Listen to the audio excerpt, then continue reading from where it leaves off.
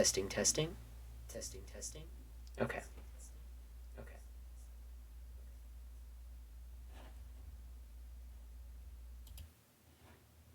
Alright, testing. Cool. Why was it playing back my audio? Okay.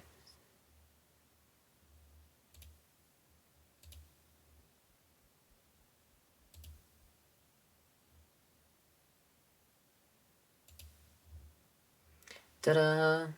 Okay, so got that set up.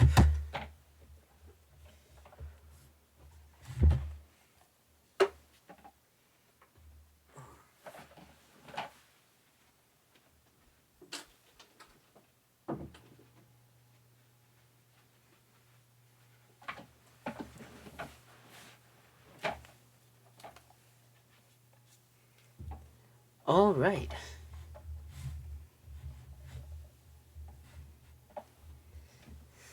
New chair, who dis?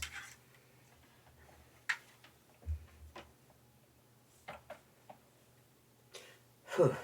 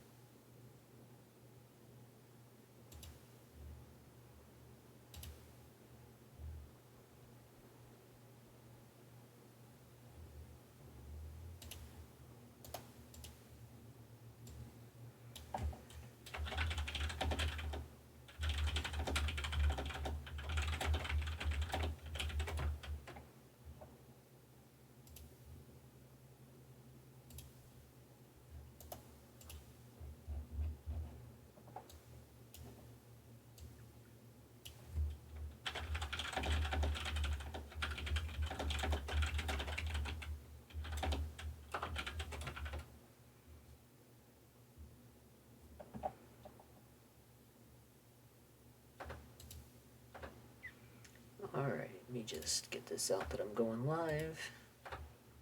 Doo-doo. And swap over to the game.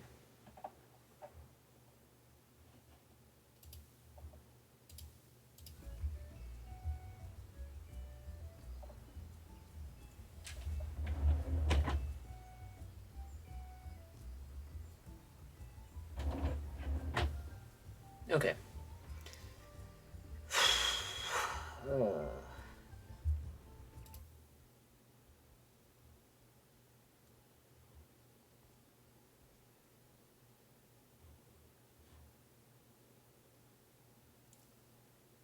Sound wave, exuviation, and earth spells. The first one. First things first. Let's go to Ul'dah.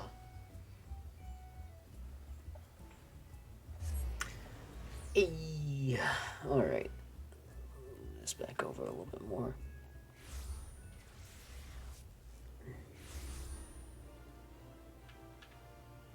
You look like a black mage. Just gonna yank that. And the Miners Guild.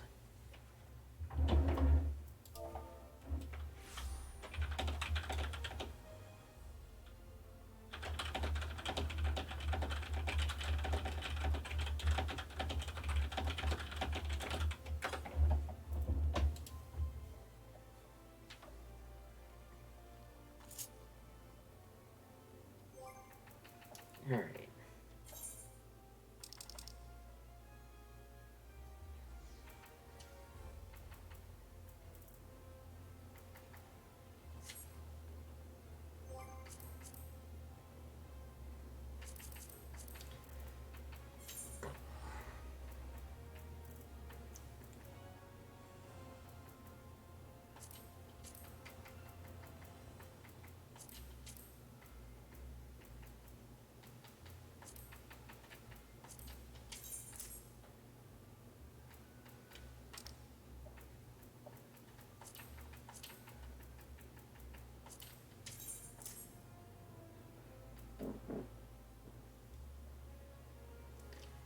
Alright, so let's see what we get going on. I need earth spells.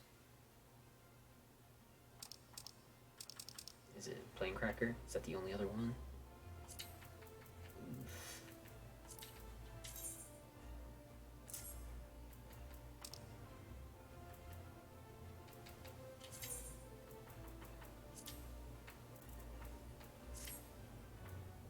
Oh, right. We got the poop spell. Straight line for 220. They're about the same.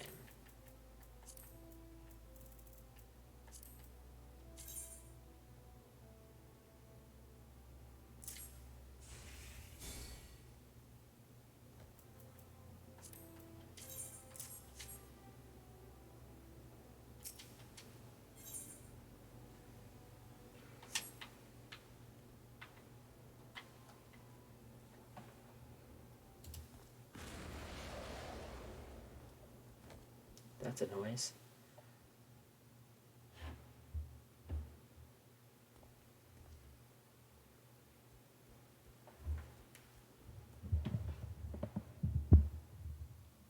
All right.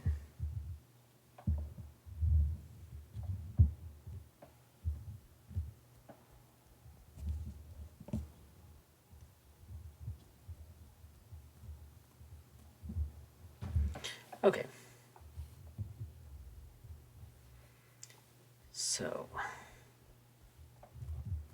I just don't like that. Alright, this can still hear me just fine. Alright, so that's fine.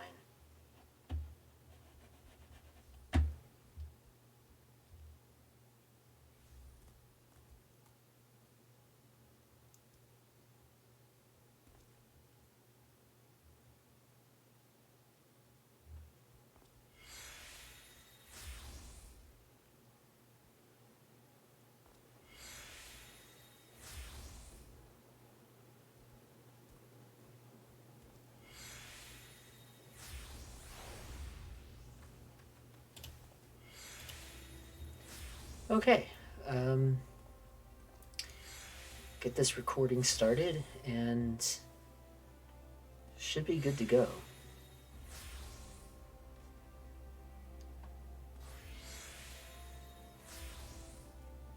I hear people just changing something. Who's doing what? Oh. Okay.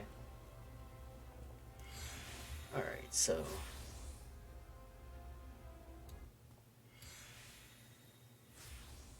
that is still really loud.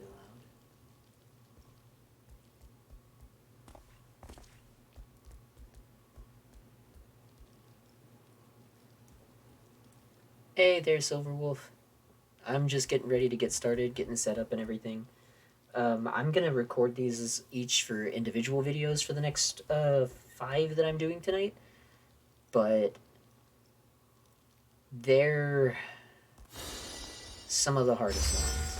Oh my gosh, that is really loud. Let's bump that down.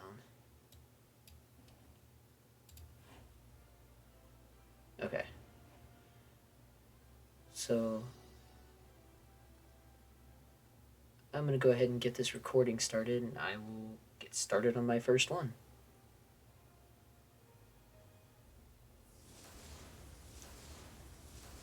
Oh my gosh. I'm in the worst place. I am gonna move away from these people who are just spamming skills. Okay. I just want a good background for like when I start the video. It's like a nice neutral space.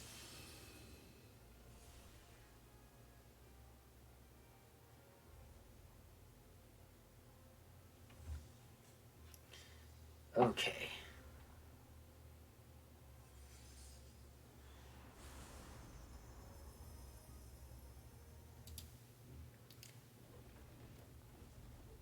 Alright, welcome back YouTube. Today we're going to be going over the next stage of Masked Carnival, which is going to be round 26, picking up where I left off. Now, These ones are a little bit more difficult than the past ones, so I might be doing these as individual videos, probably because I don't think I can do 5 in a row without dying, and I don't want to have you guys sitting through multiple deaths. So for this first one, the big thing to note is the second act has a weakness to Earth. There are exactly 4 Earth spells that blue mages can get. 2 of them are primal skills, and the other 2 are about the same. So the other 2 being Plain Cracker and Feculent Flood. Pick whichever of those 2 you like and go in with it. The other skills you need to have for this one are going to be Flying Sardine, Exuviation, and what's the other one called? Eerie Soundwave. Because these guys are going to throw up buffs, and you absolutely have to get rid of those buffs. They hurt a lot. So let's go ahead and roll into this, and hopefully this will be an easy clear.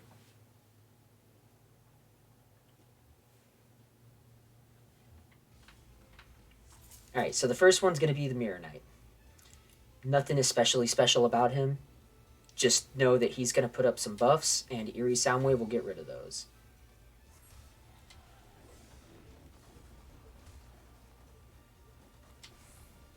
So Alternate Plumage is the first buff he does. Eerie Soundwave will get rid of it.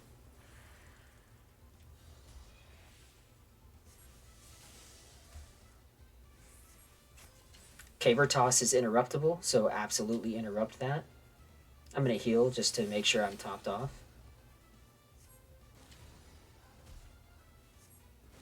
Now, this guy doesn't have any particular weaknesses, so just hit him with whatever you feel like. I'm trying to save up a good bit of my my bigger earth spells, my primal spells, for the second act. Get out of these gusts. And you can see here, we've pretty much got him down. Not a problem, just making sure that you interrupt his interruptible, and when he does the buff, Alternate Plumage, Eerie Soundwave, get that off of him. So the second guy is going to do another buff as well. It's Basic Instinct, or Raw Instinct, one of those 2. You can learn that spell now. It's part of the new update that they did to Blue Mage. So you might get a free spell out of this if you haven't already gotten it in a much more easy way in the overworld by killing some Coeurls down in Upper Lenosha, over by the waterfall on the far west side of that map. But yeah, let's go ahead and roll right into this one.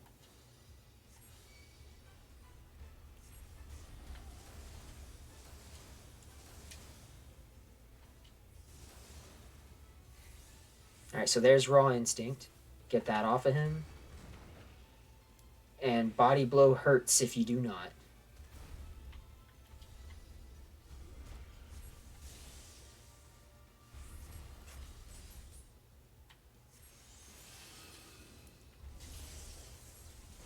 So now, these thunderclouds he puts down will leave a big ring AoE underneath of them, bigger than what's telegraphed. So just make sure that you're not underneath of that, and they move, so keep an eye out for where they are. Dad Joke, where you get the target above you, is going to be a knockback, so just make sure that you've got some room behind you for that.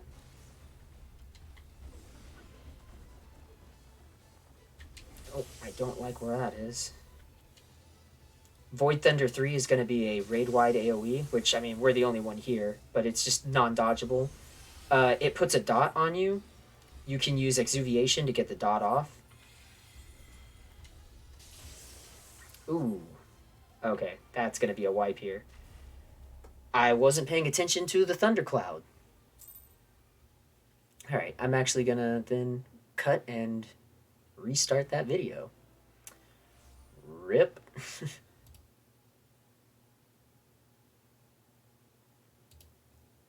Alright, welcome back YouTube. This is going to be a continuation. Side note, this is not the first video I've done for this. These next couple of videos are going to be pretty tough fights, so I'm probably going to split them up into individual videos because I can't guarantee that I can win them on my first shot 5 in a row. They're hard, especially round 29, but this one's round 26. It's relatively easy. There's just some things you have to keep your eye on. Keynotes here. Act 2, the guy's super weak to Earth. So bring in your 2 Earth primal spells, which are Titan and Ravana, Supernaka from Ravana. And then pick one of the only other 2 Earth spells you get, which are Plane Cracker or Feculent Flood. I personally prefer the Poop Wave because it's a line. It just goes straight. That's fine. The other one, I believe, is a cone in front of you, which it's okay, but it's not as easy. You got to get real close to him, and sometimes close can be bad. You're absolutely going to want Exuviation because he will put a dot on you in the second act that you're going to want to remove. You're going to want Eerie Soundwave because they both use buffs that you need to get off of them as soon as possible. And Flying Sardine, of course, should always be on your hotbar because that is going to interrupt some attacks that are absolutely interruptible. So let's go ahead and roll on into this. And maybe this will be the video that actually goes up. Yeah, I'm going to admit it. I'm not great at these things half the time. Sometimes I die. Alright, so here we have the Arena Mirror Knight. This is pretty bog standard, simple. Not really anything to this fight. He's going to do Alternate Plumage. Get that off of him with Eerie Soundwave. He will have an interruptible attack. Interrupt it. Kill him with whatever you got. So there's Alternate Plumage. Just go ahead and start getting Eerie Soundwave. And it's off of him.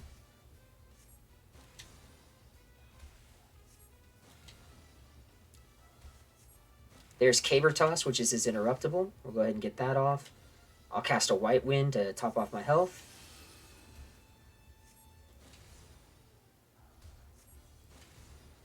And just keep on smacking him. Now, I could use Primal Skills for this, but I'm going to save it for the next guy because he's just a pain in the ass and I want to kill him as quick as I can. Gust will happen 2 times in a row, so just kind of make sure you dodge that. And I believe we should be getting around to the loop where he just starts repeating skills, but he's dead. Easy peasy, piece of cake, not a problem. Let's move on to the second round. This is where the actual fight takes place. It's not anything too rough. The big thing is he's going to put down some thunderclouds. The thunderclouds have a bigger AoE that they spawn after the initial telegraphed one. So you'll see a circle on the ground that is the telegraphed, and then there's a bigger circle that you will not see that they can hit, and they move. So you got to keep an eye on him as you're fighting. But yeah, he's got a weakness to Earth, so I'll be using Feculent Flood again. I've also got Serpenaka, Mountain Buster, a few other primal skills. Eerie Soundwave because he's going to use Raw Instinct, and that's a spell you can learn now. So you might get a free spell out of this if you haven't already gotten it from Upper Lenosha on the west side from some co-rolls. Much easier, like level 30, piece of cake. Let's go ahead and roll into this.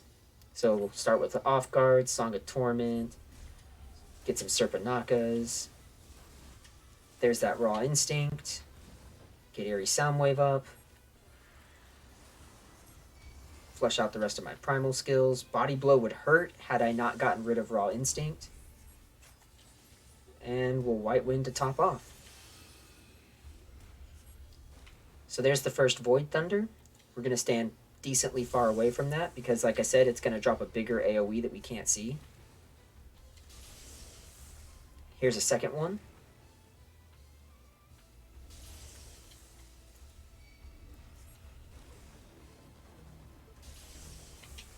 And see, now they're moving. Oh, crap. So, Dad Joke is a knockback. Yeah, I lost that. Alright, I'm just going to go ahead and cut the recording.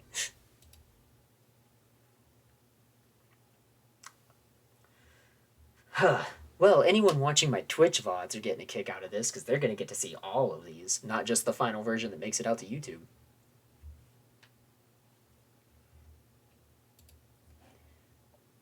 Alright, welcome back, YouTube.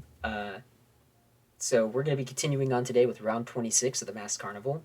Not going to lie, isn't my first run of this. I am just giving you guys the final one because I don't think you guys want to see me dying. You just want the explanation on how to clear. That's why I'm here. That's what I'm giving you. Let's get it. So, some things to note about round 26. You're going to need Eerie Soundwave. Both of these guys are going to put up buffs that you're going to want to get removed. You're going to want Flying Sardine because the Mirror Knight in the first act is going to use Caber Toss, which, get rid of it. It's going to hurt a lot if you don't. It's interruptible. Interrupt it. Second act, the guy's weak to Earth, so there's 4 Earth Blue Mage spells. You're going to want to go ahead and take in both the primal spells if you have them, Serpanaka from Ravana and Mountain Buster from Titan. The other 2 spells are Plane Cracker and Feculent Flood. Plane Cracker is fine if you have it. It's an overworld spell. Anyone can get it. It's pretty easy. You can get it from North Shroud, south of the Aetherite. There's some stone golems down there. They'll give it to you. It's a conal attack, but it's conal based off of you, so you're going to have to get close to the guy, make sure you're facing him, get it off. The other Earth spell that Blue Mages can learn is Feculent Flood. It's a line AoE. They do the same amount of attack, so whichever one you feel like using is fine. I'm going to be using Feculent Flood. It's easier. You don't really have to focus as much on positioning. You can be farther away from him. Big things to know is he's going to use Thunderclouds, you'll see later. And, he's going to have a big Thunder AoE that is not dodgeable. You're going to get hit by it, but more importantly, it's going to put a dot on you. So we're going to need Exuviation to get that off. So, Eerie Soundwave, Exuviation, Flying Sardine, Earth spells. 4 things you need to take into this. So let's go ahead and roll on into it, and it shouldn't be too much of a problem. Now, the first guy I'm not going to do a lot of big attacks on because I want to save them up to focus on the second guy, because he's a pain. I just want to kill him as fast as possible. So we'll start with some Off Guard, Song of Torment, just to get things rolling. Here we're going to see Alternate Plumage coming in, so we're going to get Eerie Soundwave and get that right off of him. I'll go ahead and get in a Phantom Flurry. There's Caber Toss. We'll get rid of that and heal up.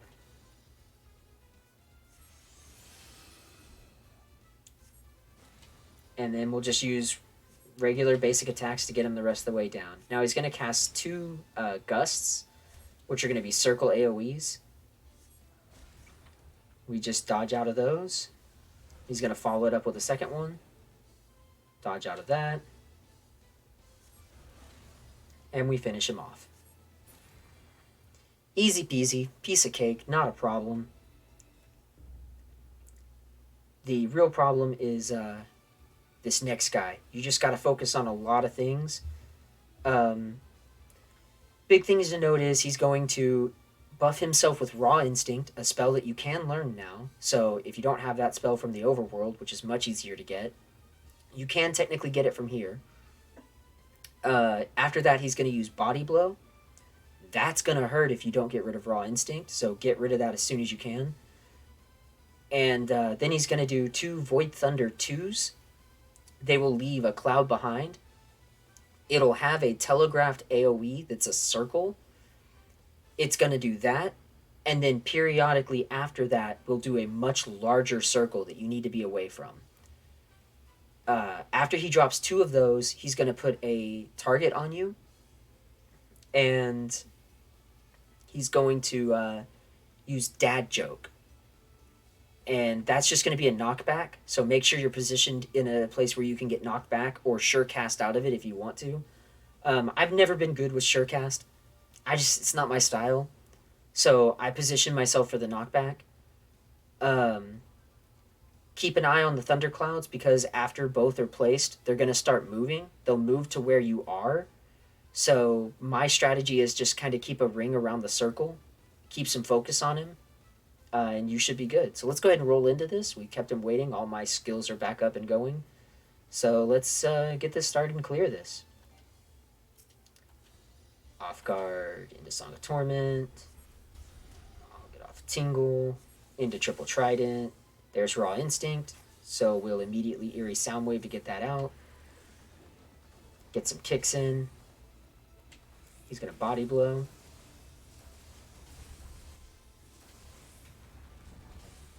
And let's get some White Winds to heal up.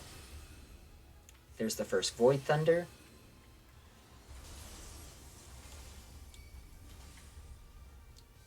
And you can see here, Void Thunder hits in a much larger circle. That said, we've already got him down to 40% HP. So, here comes the knockback.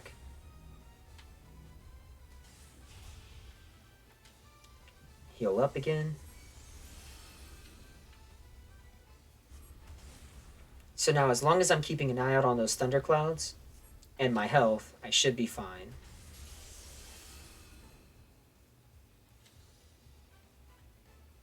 Here comes the Void Thunder, Exuviation. Oh, there's the Thundercloud. So one Thundercloud is gone. That should be the last of the other one. Oh, he has his thing back. Oops.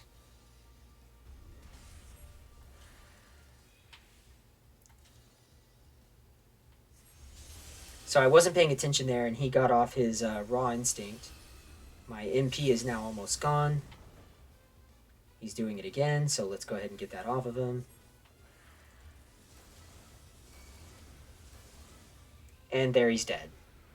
Alright, so that's going to be the clear for that one. Like I said, just got to make sure that Raw Instinct drops off. You can see that hit me a lot. You can recover out of it if you miss it. It's not going to be an instant death, but it hurts. So definitely make sure you get that just cleared off. Shouldn't have a problem. As long as you focus, again, you don't have to kill it as fast as possible. These, the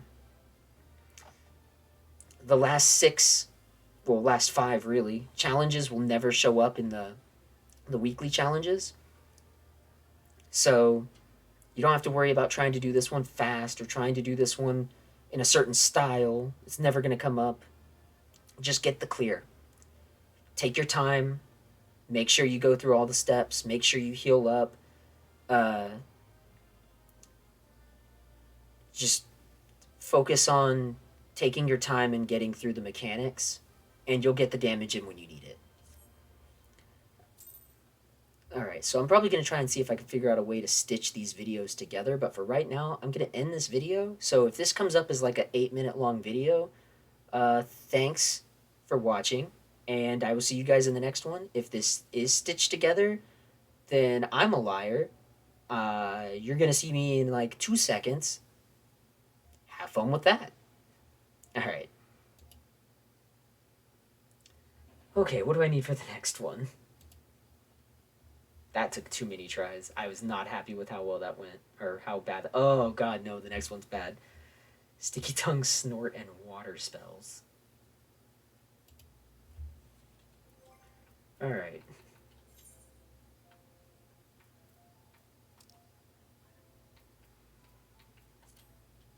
Move.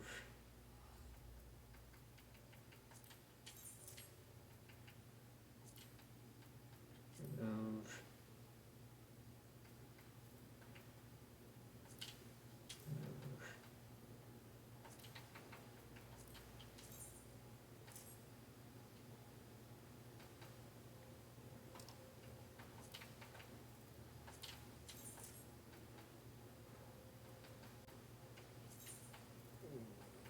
Filter to water.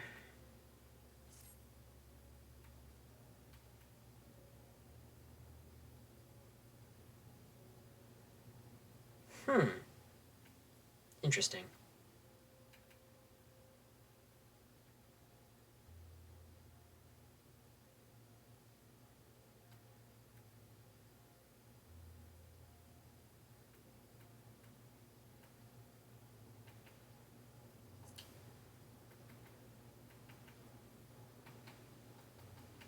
Ooh, that's got a knockback.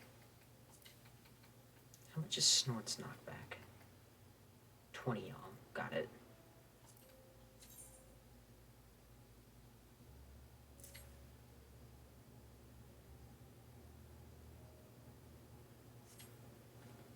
Okay.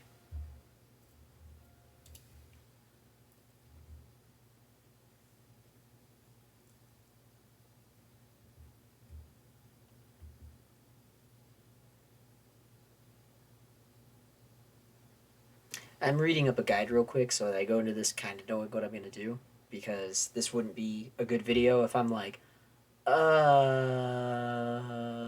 I die from that. So, oh. Okay. So this next one is basically a puzzle, and it's one of the more frustrating puzzles because it's not easy to pick up.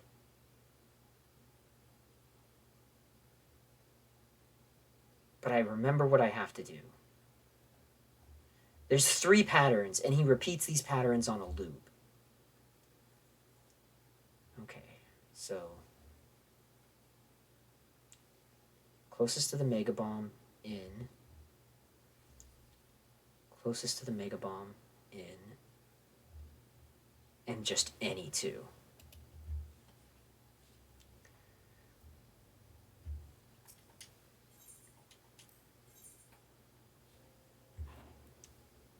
Alright, I guess let's get this started. Okay, so if I figured out how to stitch these videos together, none of you have been waiting for anything. If I haven't, welcome back. So this next thing we're going to be doing is going to be round 27, lock up your snorters. Key things to note here, you're going to need 2-3 spells maybe. You're going to want either snort or sticky tongue, whichever you feel more comfortable with or have. You're going to want water spells of some kind. And patience. A lot of patience. So, oof.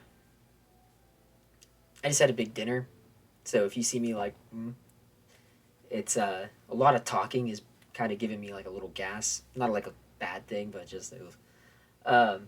So yeah, for this one, basically what's going to happen is Typhon is going to spawn some bombs, and he's going to spawn a big bomb. We need to push or pull the bomb closest to the big bomb away and use water spells to kill the big bomb. So there are 6 water spells. A lot of them are not great. I think there's 7. I'm not going to include Leviathans because you can't attack with that, and they're not going to attack you, so it's useless. You can just use Ice Spikes anyway. It's useless. I hate that spell. To me, it's the most useless spell. So outside of that, you've got Chelonian Gate. It's not going to attack you. You can't use that. You've got Hydro Pool. It's got a knockback or a pull thing, and we're not going to want to do that. You're going to have Protean Wave. Got a knockback. You're not going to want to do that. Aqua Breath. It applies a dot, and it's not a very strong attack. And you've got your basic water attack that's the first spell you get. Yeah, you're probably going to want to use that one. It's just that you don't got a lot. It's about the best we got. So, go for it. I'm going to try and tell you guys how to do these. I'm going to explain a little bit right now, the positioning you're going to want to look for, and then I will re-explain it again as I'm doing it. There are 3 patterns. The first pattern is going to be a ring around him with the Mega Bomb outside the ring. So 6 bombs in a circle, the Mega Bomb outside the circle. Find the bomb closest to the Mega Bomb, normal bomb, and use Snort or Sticky Tongue to get it closer to Typhon. Kill the Mega Bomb with water. Boom. The bomb will explode and deal damage to Typhon. We're not going to really be focusing on attacking him. The second round, 6 bombs in a ring around Typhon, but this time the Mega Bomb is going to be inside the ring. find the one closest to him, push it or pull it, or find the one closest to the Mega Bomb, push or pull it to Typhon, and then kill the Mega Bomb with water spells. The third round will be 8 bombs in sets of 2 placed in the mid directions. So you're going to have northwest, southwest, northeast, southeast. Sets of 2. If you use Snort, you can actually push both of those up to Typhon, and he'll get hit by 2 bombs. If not, use Sticky Tongue, yank one in, try and maybe yank the other if you've got the time, and then wherever those bombs were, get to that area as the safe zone. Okay, so now that I've kind of explained that, let's see it in practice. You should be able to recover a lot of this, or you're going to die straight away, because Typhon doesn't really attack us.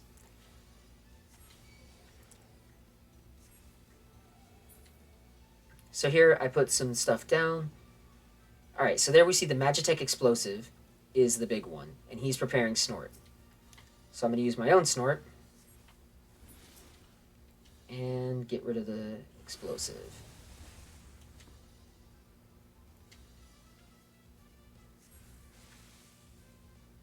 I think that's going to kill me.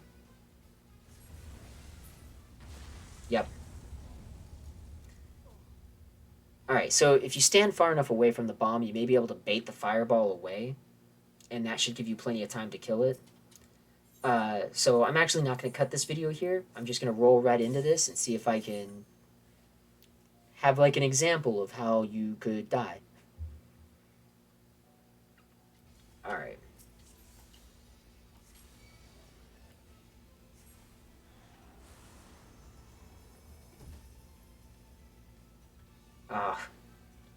So there I tried to go to the same place where it was last time, and it wasn't there. Am I going to get this off in time? Oh, yeah.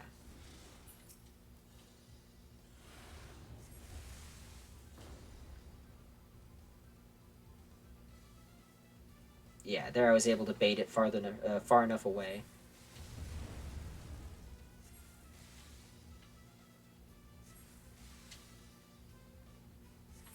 So there we've killed that bomb.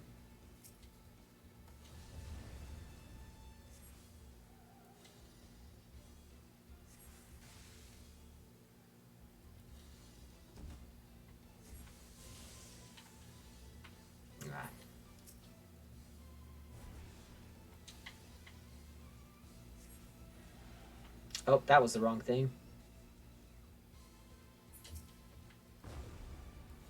I did not get any damage on him for that one then.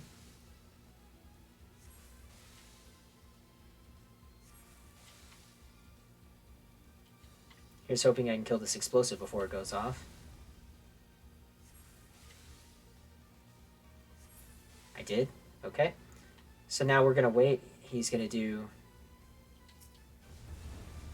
the next one. Just get some attacks in on him. Alright, so now for this one, I should be able to stand here and snort in his direction.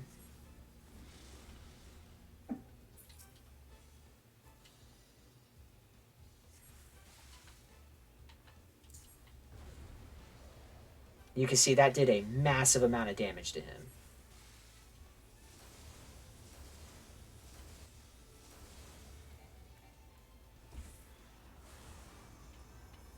So now this is going to start over.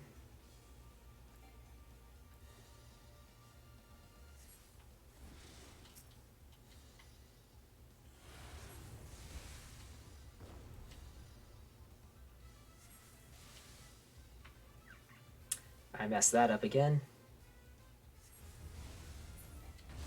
Okay, so I am going to cut this video here, and I'm not going to go through that a third time.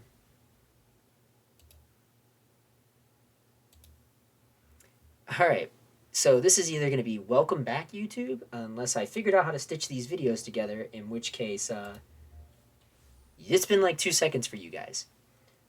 So this next one is going to actually be like a puzzle round again. This one's not hard per se. You just got to keep focused on a lot of things. there's going to be essentially 3 rounds of bombs being dropped, and the third round will always be massive guaranteed damage to him from the bombs themselves, which means you don't really have to do a lot. You don't have to focus on attacking him, focus on surviving the mechanics, and you'll get through this. The big things you're going to want to note are you're going to want water spells and either Snort or Sticky Tongue. Now, honestly, I feel like the best water spell for this is just the Water Cannon, the first spell you get. It hits for a pretty decent high amount, and it doesn't have a knockback or push in or any of the other things. It doesn't require you to be attacked to use it. So it's a good, just easy way to go. The big things to note is he will cast Fireball on your location, and it's going to be a big circle AoE, and the bomb you're going to have to attack, if it's within that AoE radius, you die immediately. The end. So,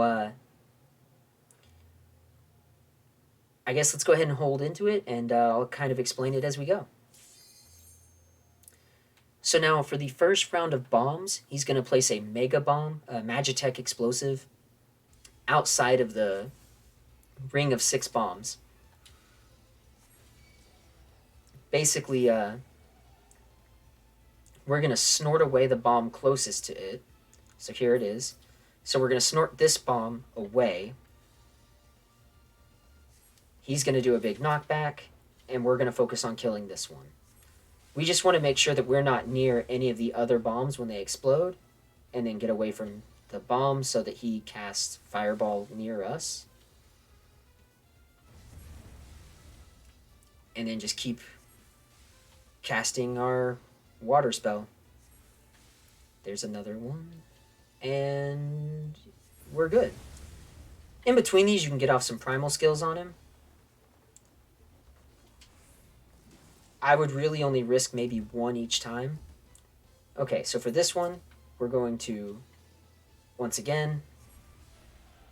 Oh, that's the wrong skill. Oop.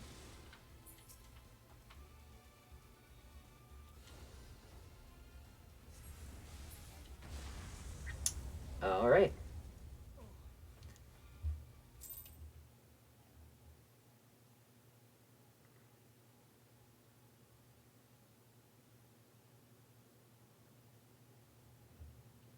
Got it.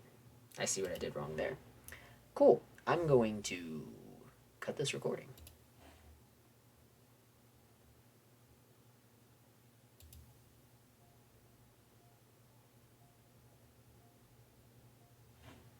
Okay.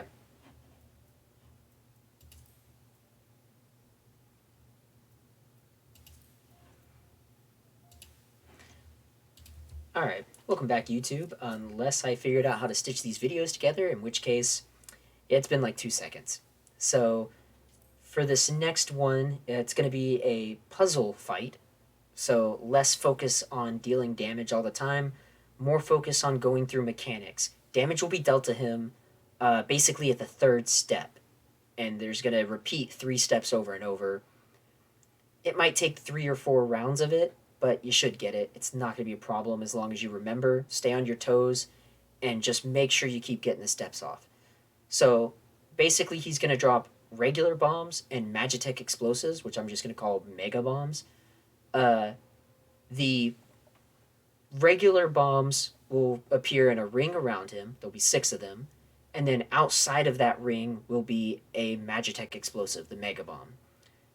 You're going to want to find the bomb closest to the Magitech explosive, and then use either Snort or Sticky Tongue to move it away, because he's going to do a big knockback, and if it explodes near the bomb, you die.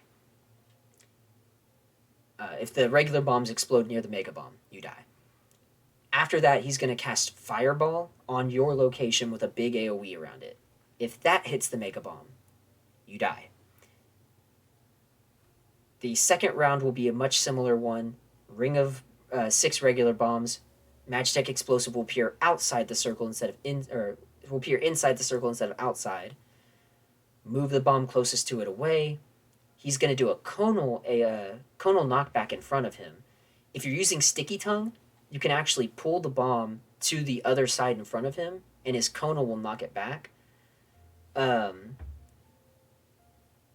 If you're using snort, you can either push it just away, but not near him, because I think that actually, like, if you push it through the mega bomb to him, that'll actually just, like, knock it closer, and you have a chance of just blowing up.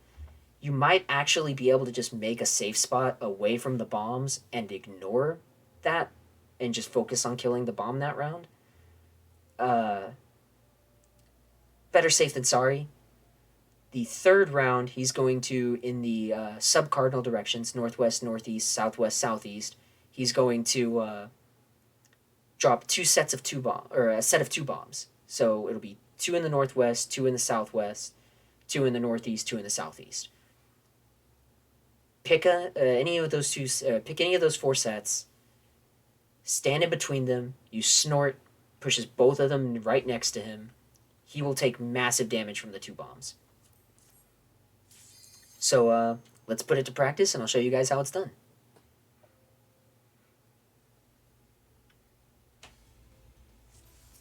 Okay, so start off, I am going to get some damage on him, and in between rounds, you can absolutely just get some damage on him.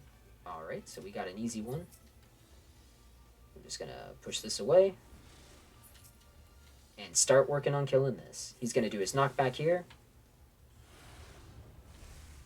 And we're going to move away from the bomb for his fireball bait.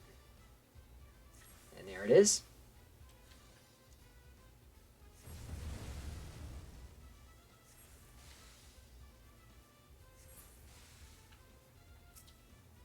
Alright, so we got that one killed pretty quick. I'll just go ahead and do some primal skills on him to help get his HP down a little faster. Get some dot on him. Second set of bombs. There's the big one. So let's just push this away.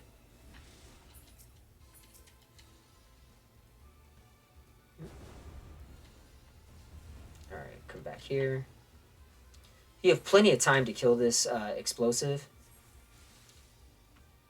So, like, just make sure you don't get hit by that. The explosive will start flashing when it's close to exploding. There it goes. But you still got plenty of time. So there, it's dead.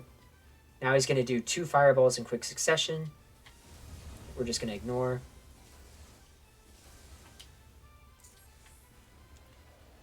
And now he should drop again. Sub-cardinal directions, 2 sets of bombs. So here we're going to use our snort. He will do a knockback in front and back. If you just wait a little bit, you should be good. Like I said, it knocks him to the sides anyways. And there he took his massive damage. Alright, he's already under 50% health. So now we're going to repeat these. So here comes the first set with the Magitech bomb. So let's snort, get this out of the way.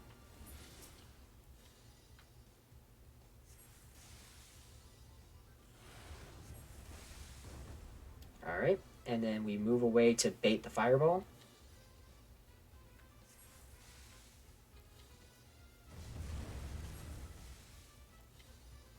Bait the second fireball. Go ahead and hit him with another primal skill.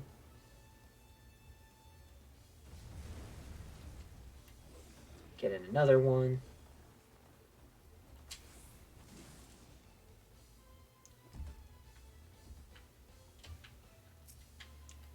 Get this bomb out of here.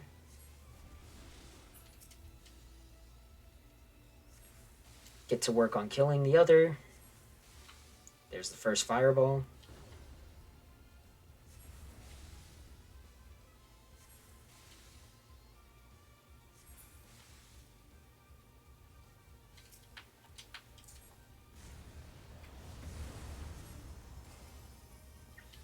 Alright, so far so good. Here comes free damage stage. Oh, what? Double fireball.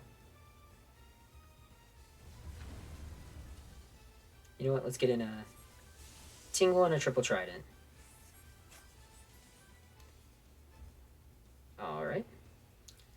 So we wait out his snort, hit our own snort, and this should hurt him quite a bit. Get off another one of those. And there we go. So that only took 2 full circuits. It could take you 3. It could take you 4 if you're exclusively relying on those explosions. But as long as you just make sure to focus on the bombs and not focus on him, he'll go down. Piece of cake. Easy peasy. Not going to be a problem. Alright, so as I said last time, these are either going to be kind of short videos or I'm going to figure out a way to stitch them together, throw them up on YouTube, and you guys will either see me in another video or in another 2 seconds. Hopefully it's in another 2 seconds, so I'm not going to really say bye, and we'll get to it.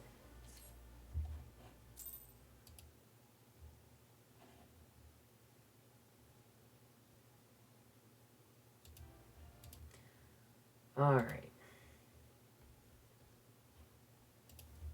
Fire spells.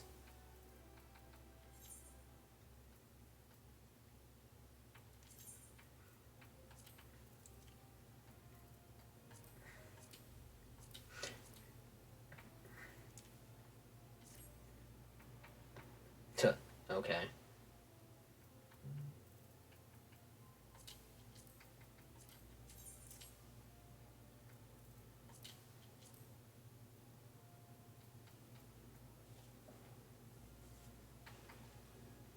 That's fine.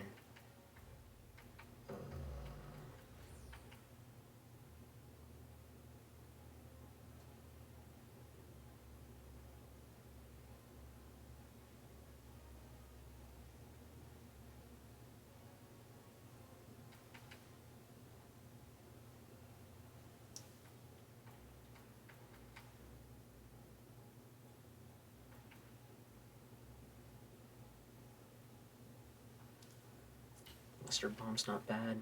Fire Angin's not bad.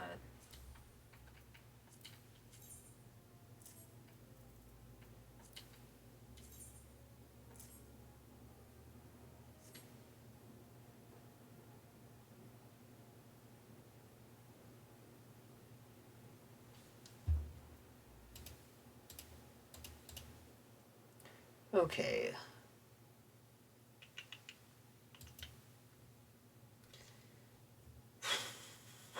Flying Sardine, White Wind, which is fine.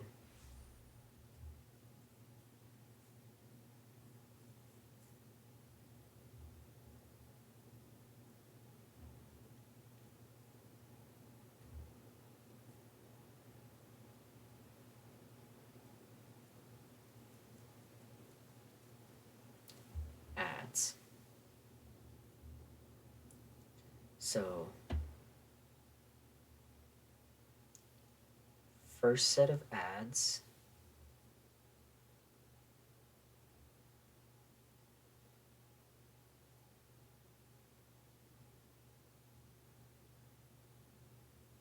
Weak ads prevent you from moving, burn them with fire spells, and interrupt Durin.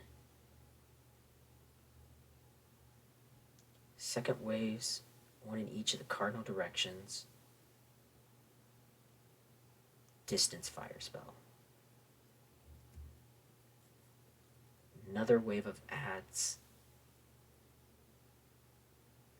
Charging up an attack before I'll leave for moderate damage.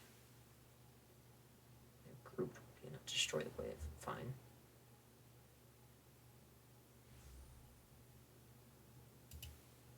Okay, this should be considerably decent enough, but I guess let's look at it. Okay. Alright, so now we're going to get started on round 28. It's dangerous when dead. Thing to know about round 28, this is going to have some mechanics that you see in several other places. Most specifically, I believe the The Heavensward Alliance raids use it, and the level 80 dungeon Hero's Gauntlet uses it in the second boss fight there, which is going to be a lot of like necromancy stuff. You'll also see some of these mechanics from Siren in the Lighthouse. What's it?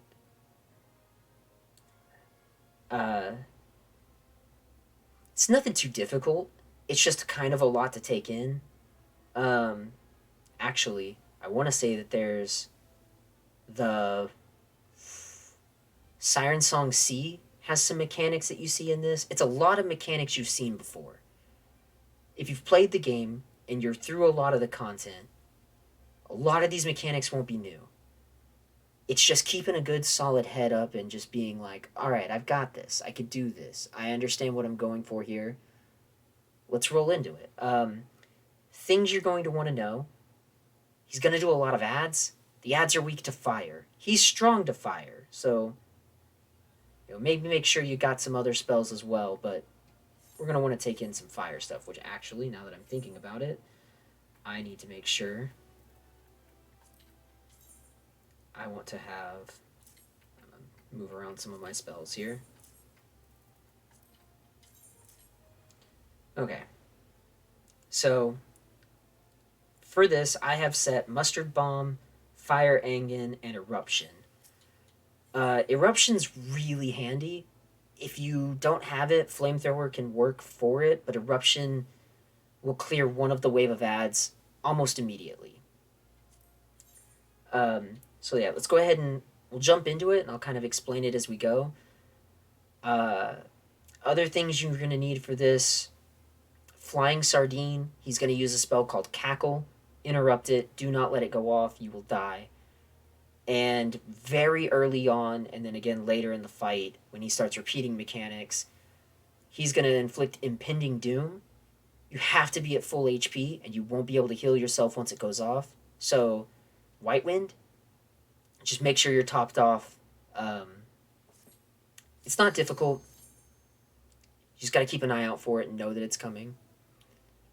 Impending Doom inflicts Doom on you and the inability to heal. So, when it starts going off, you have to be at full health, and you'll be fine. If you're not at full health, Doom sticks and you die. So there's Doom Impending.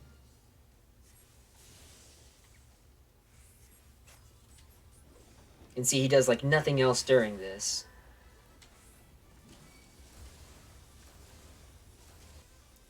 So March of the Draugr, he's going to summon some ads.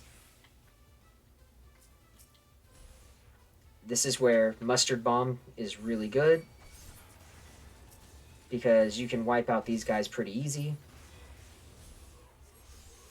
Let's get some White Wind going. There's Cackle. Got it interrupted.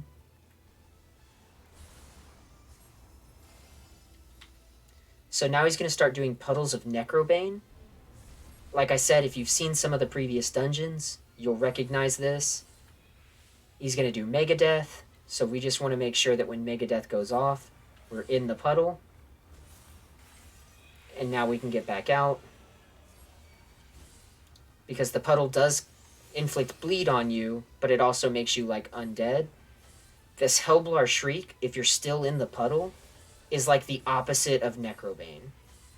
March of the Draugr, so here's going to come another round of ads. These ones we're going to use Fire Angan on. It should one-shot them.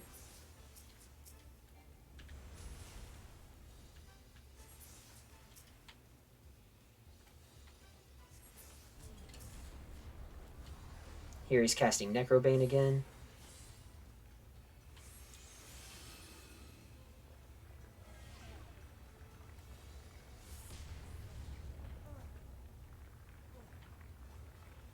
Alright, I clearly didn't remember that, so I'm going to cut this and I'm going to start over. Funeral Pyre.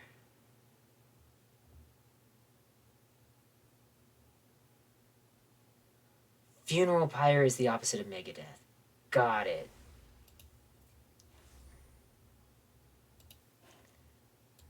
Alright, so we're back at this again. It's time to go into the next round, which is going to be round 28, Dangerous When Dead.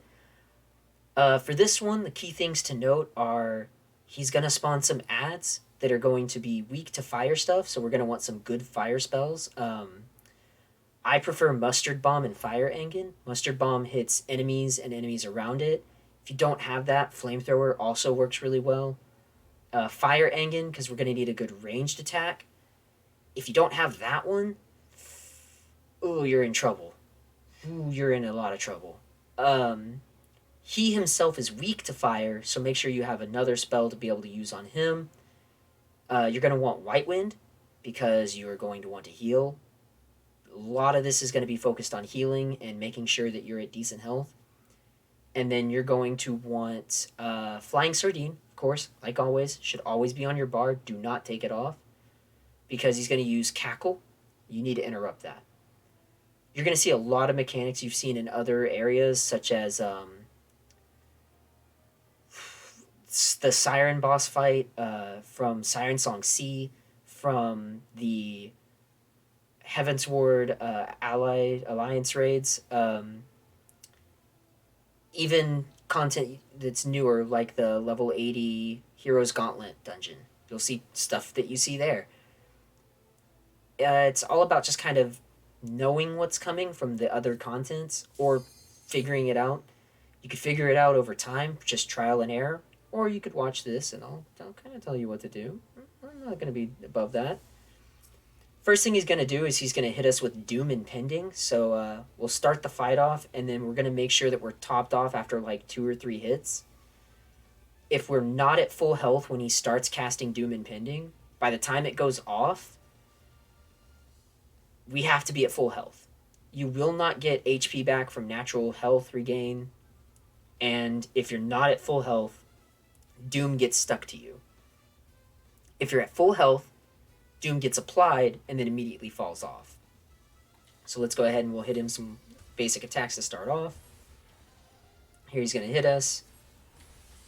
And there's Doom Impending, so we're going to White Wind. And now we've got a bit of time to just hit him with whatever we want.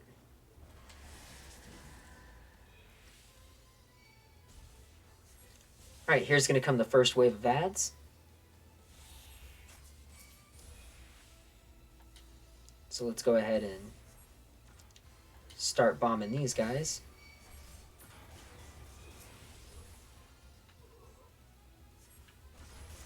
And that's the ads taken care of. We'll heal up. There's Cackle. Get rid of that.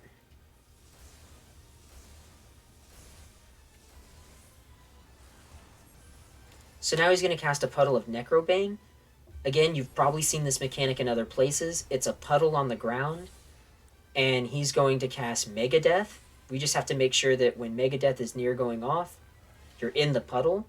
You will take bleeding damage, so as soon as Megadeath goes off, get out, maybe heal up. Then he's just going to do some basic attacks again. Here we're getting Hellblar Shriek. Doesn't really do a lot to us. It's fine. Now he's going to do Ranged Draugr.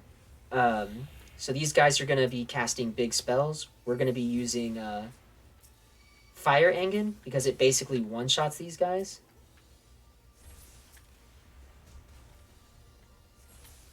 And there's them taken care of. So here he's putting another Necrobane down. But we're not going to focus on this one so much, because he's going to cast Funeral Pyre. If you are in the zone, in the Necrobane puddle, when he casts Funeral Pyre, it's like the opposite of Megadeath. You just die. Here comes another Hellblar Shriek, so we'll heal up. Go ahead and get some Lucid Dreaming to get our MP back. This should be the last round of ads. They're two... oh no, so these guys are going to jump on me. And I am going to...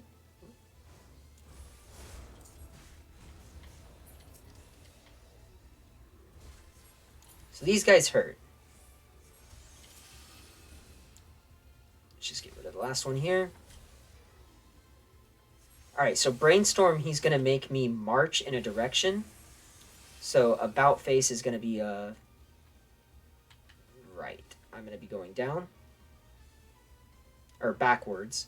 So I just want to make sure I'm faced the right way, and I walk out of it.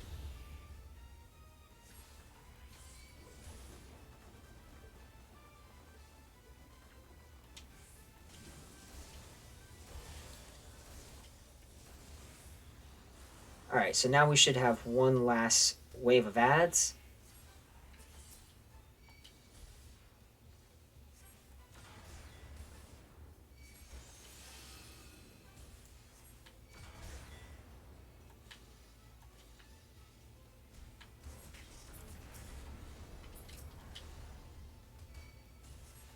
These guys hurt.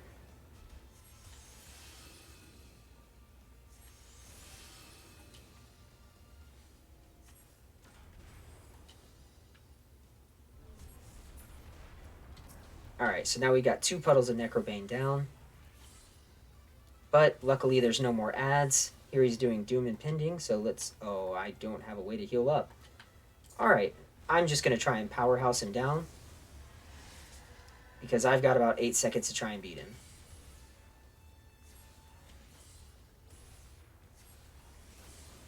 And I got it.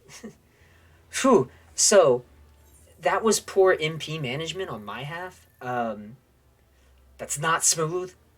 I don't feel good about that. I really don't feel good about uploading this and saying, hey guys, this is how you do this. That was rough. And I like to think that I'm experienced with Blue Mage. I got hit a lot there. I took a lot of damage. But this one really is about health management. You really have to focus on that. Take some ethers in with you if you need to. Anything that can help you with just the extra MP. Because White Wind is going to hurt. Go in as healer stance. Use Palm Cure. It's a fantastic way to get around White Wind. Healer stance with Palm Cure makes this probably much easier than what I just did. But I'm going to keep this to show you that even in the worst case scenario of I had Doom, I had seconds to live. Don't stop. Don't give up. Don't see it as I got Doom, I got hit by the mechanic, I'm done, I'm out, I'm just ready to stop. Don't let it hold you back. Keep trying. You can get this. We all can get this. Alright, so that's going to be an end of this one. I see you guys again in a few seconds. If not, another video very shortly after, but we'll get back to it. We got 2 more. And, the hardest 2.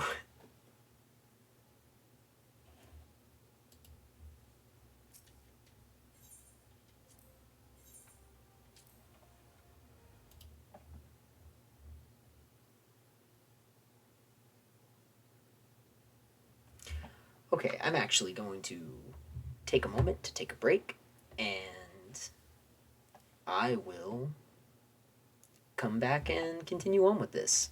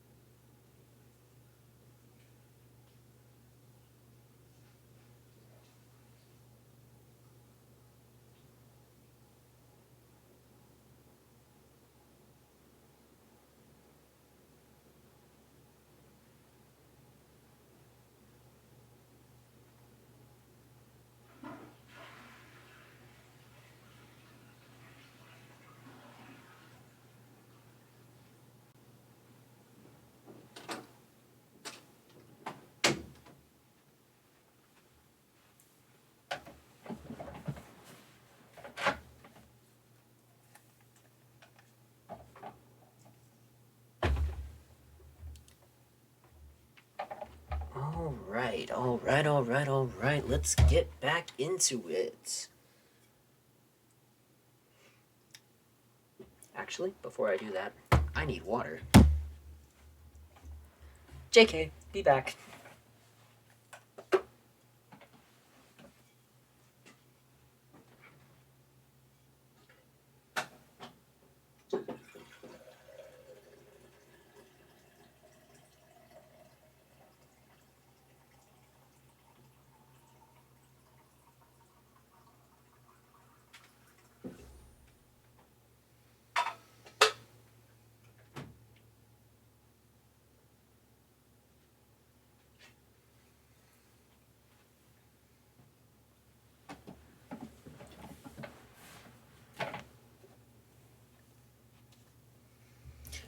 Alright, now I'm really back.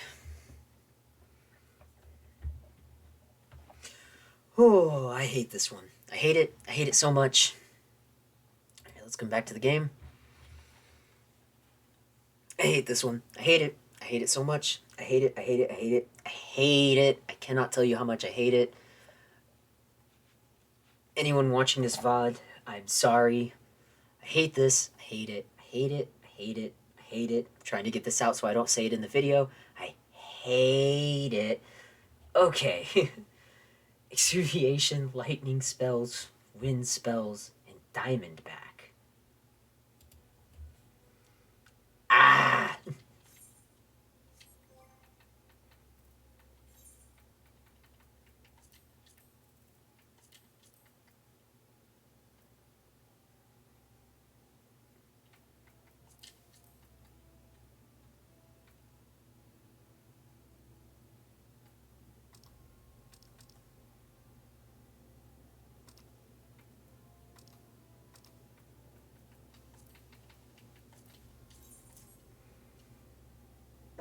What am I missing here? What am I missing here?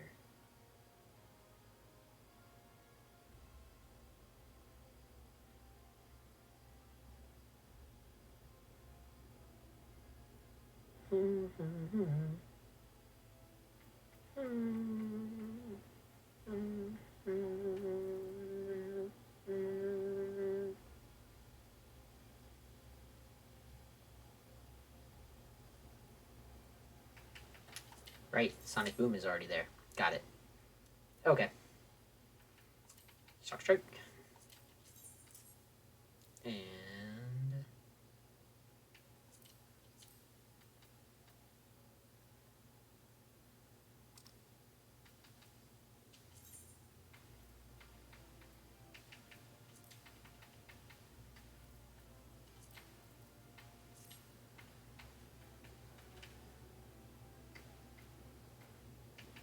it's wind.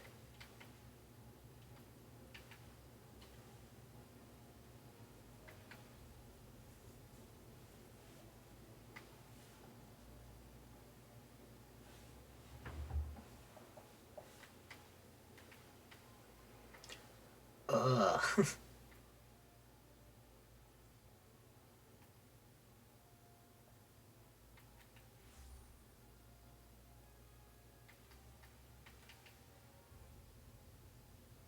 Just... Ugh.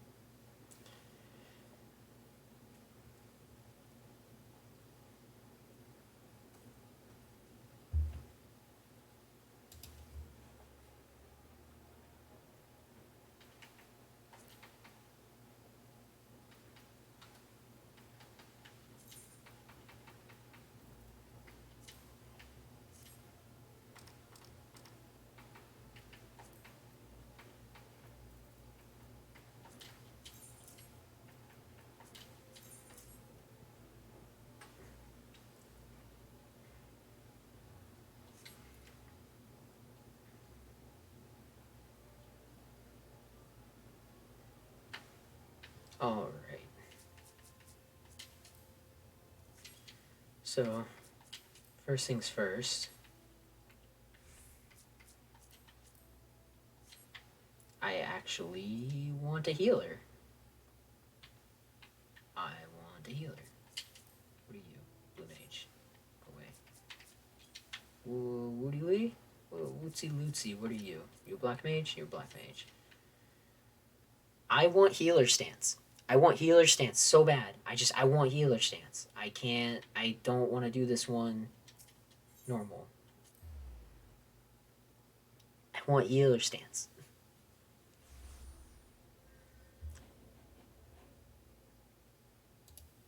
Alright, I'm just going to record some of this because I want you guys to know the pain that this makes me have. I need a healer. Bard. Thaumaturge. What are you? Samurai. Thaumaturge. What are you? Blue Mage. Thaumaturge. Gladiator. Dancer. Gunbreaker. Dancer. Botanist. Ooh. Dragoon. Machinist.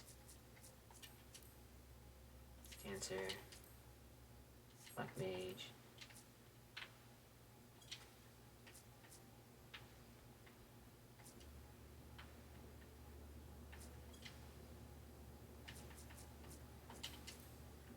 White Mage.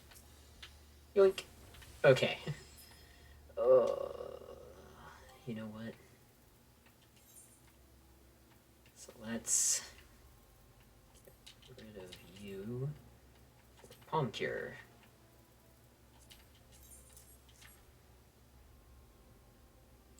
I don't like this one, guys. I don't like this one. Of all the Blue Mage Masked Carnivale trials, the one that I'm about to do is my least favorite. I hate it. I hate it. I hate it. I hate it. I don't want to say this in the video. I hate it. I don't do these ones in one try. The past three, it took me 3 or 4 tries for each one, but that was fine. I could see this one taking me the next 2 or 3 hours. I hate it. I hate it. I cannot tell you how much I hate this one. If you're trying to get Angel Whisper, the Blue Mage Revive spell, you only need to do 30. Do all the other ones except for this one. There are 31. You can skip one. Do not do round 29. Round 29 is the worst. I hate it.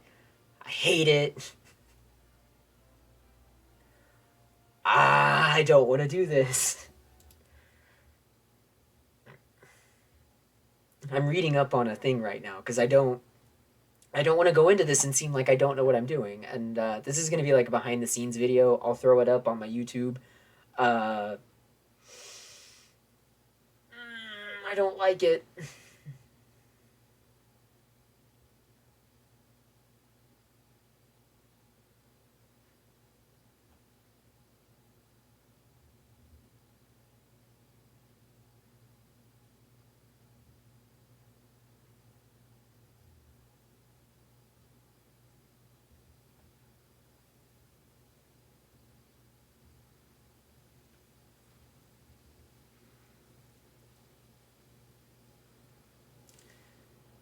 So, you guys probably know the meme that is Pepsi Man in this game. So this is basically going to be Pepsi and Coke. You got Pepsi Man, which is the one I hate, and you have Coke Man, who, he's bad, but he's not as bad.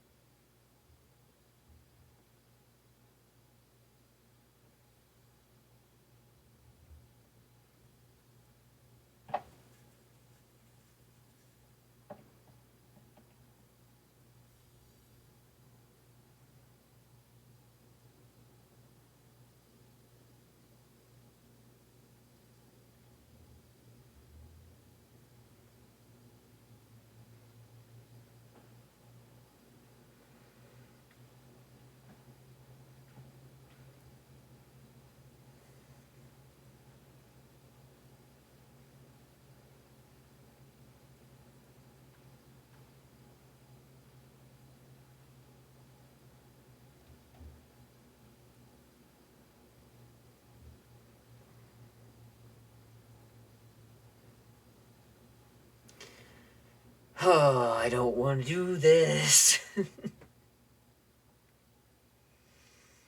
So the big thing about this, the reason I don't like this is because in the second act, he spawns these ads. You have to kill one first, then the other. And the last time I tried this, I didn't have a surefire way to make sure that I could kill them very easily. I'm also going to be going in with healer stance because I feel like I'm going to want to heal a lot. And he's going to do a big thing. Oh, hey, thanks for following, Silverwolf. He's going to do a big thing that you have to diamond back for. And after that, it only gets harder. And I hate it. I hate it. I hate it so much. I don't want to do this one. You got magnets, AoEs. You have to exuviate a debuff that just kills you if it goes off. And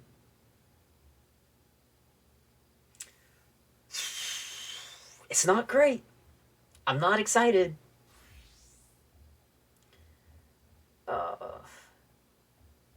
But hey, after this, I've only got one other one to do. So I guess let's give it a go. And I'm gonna go ahead and I'm gonna cut this video that I was doing. That's like a behind the scenes because I just want people to know that I'm doing this for you guys. I hate this. I hate it so much. I don't want to do this one. I wish I could just get this one and be like, yeah, please see my video for how to clear Masked Carnivale round 29. And then it's just a 5-minute long video of me going, no, I don't want to do it. But I like helping people with Blue Mage. And because of that, I'm going to do it. I hate this. All right, I gotta stop. I gotta stop and I've got to prep. All right, so for any of the people that have watched this behind the scenes video, thank you. And just thank you for sticking with all of this, watching my videos, coming out to my Twitch channel. It's why I do this kind of stuff. Don't make me hate this. All right, let's get into it.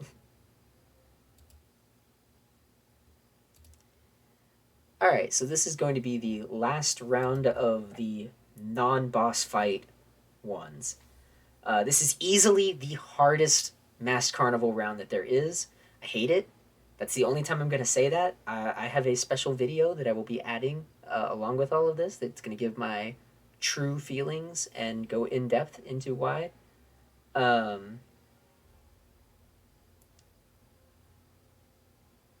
But for right now, let's just kind of get into the basics of this. Some things you're going to need: wind spells, electric spells.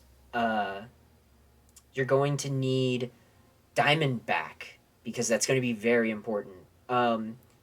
Strong versions of the two elements I said, wind and electric. You're going to want the strongest or quickest hitting. So like for me, I'm going to be using for wind, I'm going to be using, my brain just died. I'm going to tell you guys right now, I don't like this one. Okay, so for wind spells, I'm going to be using Sonic Boom. For electric spells, I'm going to be using Electrogenesis. Electrogenesis just hits hard. It's one of the hardest hitting electric spells. There's 2 or 3. Sonic Boom hits fast. It doesn't hit as hard as, say, Alpine Draft, but it's fast, and I can move. And that's going to be important. You're probably going to want Shock Strike for the ads in Act 2. Specifically one ad in Act 2. You're going to want healing spells. In case you can't notice, up there at the top, I've swapped over to healer stance. Because I'm going to heal a lot. So I've got Palm Cure on. Flying Sardine. You're going to need it because you're going to need it. Again, should always be on there. Exuviation. You're going to need it. Exuviation should always be on your hotbar. Alright, I guess let's just get started on this, because I don't want to do this. This may just be one video, so you guys can see me fail over and over at this. Just revel in my suffering. But,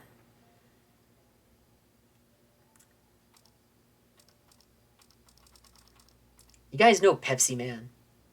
We're gonna fight Pepsi Man. But in addition to Pepsi Man, we're gonna fight Coke Man. So, you guys can tell me which you like better, Coke versus Pepsi.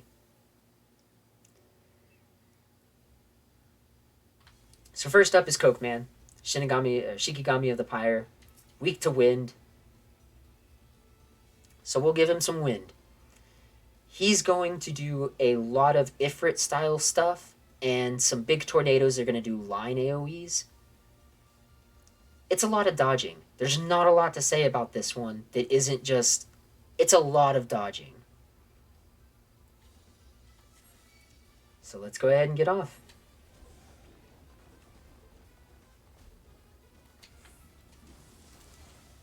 You want to interrupt Fluid Swing? I didn't. I'm just going to die. I'm going to wipe that. I got 2 into trying to deal as much damage as I could in my opening, and I let him hit me with Fluid Swing. Fluid Swing is a knockback. Ooh. Fluid Swing is a knockback, and you either want to position yourself where it doesn't push you into the electricity, or just use Flying Sardine. Stop it. Both of them, both forms, Act 1 and Act 2, will both do Fluid Swing. You're going to be using Flying Sardine a lot. Alright. Round 2, Coke Man, let's go.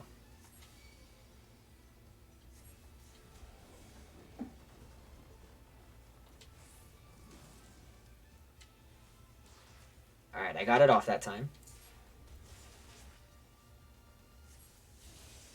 Alright, Sea of Flames is going to be Ifrit style things, so we just move out of it.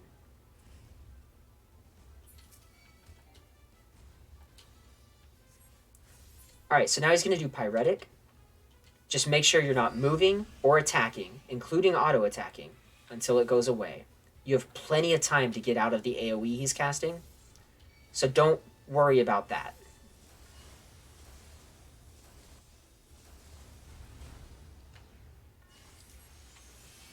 So then he's going to do just these big puddles. Just make sure that you dodge out of those, rush, get close to him to minimize... Oh, nope, that's a get far. As much distance, right? Some of those I get confused. Alright, I'm actually going to stop this video here because we're already 5 minutes in, and I'm just going to reset it. So let me get this, and then... Alright, so this is going to be round 29. I consider this the hardest one by far. If you're looking to get the Blue Mage Revive spell, Angel Whisper, from clearing 30 rounds, skip 29. Don't do it. Just do all the other ones. Because I think this is the most annoying one by far. I feel like this is going to be the one that gives me the most problems. You're going to want wind spells for the first act. I highly suggest Sonic Boom, because it's quick. It allows you to dodge and take the time. Don't go for the rush. You don't need to do the most damage. Just make sure that you're consistent and hitting. For the second one, you're going to want lightning spells. For this one, you're going to want to hit hard. But don't worry about not hitting at times. Like, if you feel like you don't have the time to cast it, then just don't cast it. Focus on staying alive first and foremost. Focus on mechanics. You're going to want the Ramu skill, because he's going to pull in adds in the Act 2, and one of them needs to die, like, immediately. Save the Ramu skill for that. Other things you're going to need Flying Sardine. You're going to need Exuviation, because Act 2 will put a dot on you that if it stays on you will kill you. you'll need Flying Sardine because both of them will use Fluid Swing, which is a knockback, and it's awful. You're going to need Diamondback for Act 2. A lot of things you're going to need. Again, I'm going into this as a healer stance with Palm Cure so that I'm not draining MP, because that's the one downside to this, like, taking your time on this, is you could drain MP and then you just can't do anything. So we're going to start off with Coke Man, the opposite of Pepsi Man, his antithesis. So let's do it. All right. First things first, he's going to run up to me and he's going to get ready to use Fluid Swing, so I got to be ready to hit Flying Sardine out of that. He's going to do some Ifrit-style explosions underneath of me. He's going to put some flame puddles on the ground. He's going to do a distance-based line AoE that we're going to want to get away from him from. It's a lot. It's a lot. It's just a lot. Yeah, that's why I'm making this video for people, is because you can stop and watch it. You can learn it, go into it, and do it. Because this one, I totally get it if people need help for this one. It's hard. Let's get it started.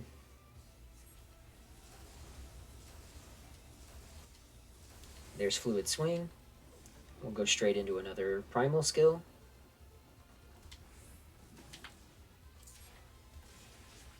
Alright, here comes Sea of Flames. This is going to be the Ifrit attack.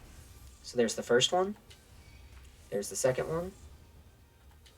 Plenty of time to get out of those. Now he's going to cast Pyretic. I'm just going to heal up and stop attacking. Don't even auto-attack. Wait for it to drop off. You've got plenty of time to get out of that AoE. Because if that hits you, you're in for a world of hurt. So Pillar of Flame is going to go outside ring and then inside ring. Again, you've got plenty of time for that. So now he's going to go straight into Rush. Just get as much room as you can. I keep using White Wind and I've got Palm Cure. So Flare Star is going to be proximity. We're going to want to get at the outer ring. And then this is going to make 3 tornadoes. The tornadoes are going to do line attacks based at where I am. Here comes another Fluid Swing. Stop that.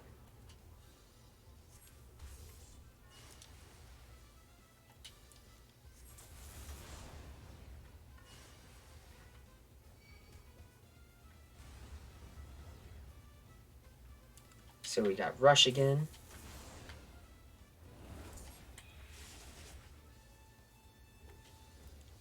Heal up. I keep using White Wind even though I've got Palm Cure. Ooh. So for that one, you get a lot of time for that one, but it's basically just because he's gonna have one spot that's a safe spot. Here's another Fluid Swing, and now he's basically just gonna repeat mechanics. So this fight's pretty much over. So Sea of Flames is the Ifrit attack again. So there's one, we move out of it. There's the second, we move out of it. And just keep hitting him with Sonic Boom. Pyretic. So we stop attacking. Don't auto-attack, don't move, don't attack. Wait for you see it drop off. Don't wait for it to be like 0 seconds and still up. Wait for it to drop off entirely. Better safe than sorry. Alright, so we got the inside one first. Then we're going to go to the outer ring. Alright, one more should do it. And that's the first act down. Okay, so after this is Pepsi Man. Pepsi Man is almost the exact same fight we just did, but harder. Because that's what you want, right?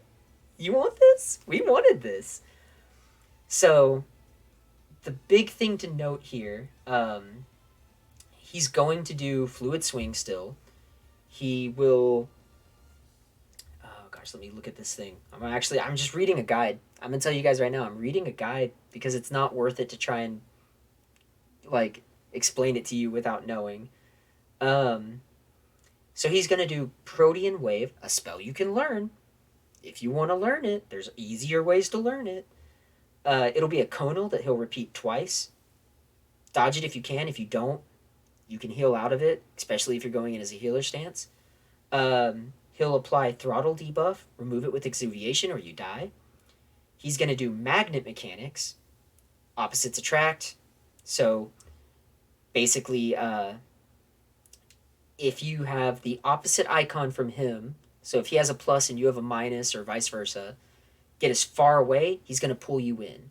If you have the same icon as him, get as close to him as you can, he's going to push you out. He'll do Fluid Ball, which is going to drop 2 AoEs, one after another, in your location. Don't wait for the AoE marker. Just move. Just keep moving. He will move to the middle of the arena and start Watery Grasp. Watery Grasp is going to pull up some ads. It's going to be hands. Kill the left hand first. It will drain your MP. Shock Strike, Ramu's skill, should do a massive amount of damage. The second one just hits you. Take out the second one at your pace. After that, he'll start doing Big Splash, Heal Up, and Diamondback. If you do that, he's going to do 3 Water Tornadoes, very similar to the Fire Tornadoes in the last step. But instead of doing line AoEs, they're going to do cone AoEs. So he's going to do Protean Wave as well, which again, conal AoE in front of him, while the cones from the tornadoes are going off. And then he will do Fluid Ball, which is the 2 circles that you're just going to have to dodge.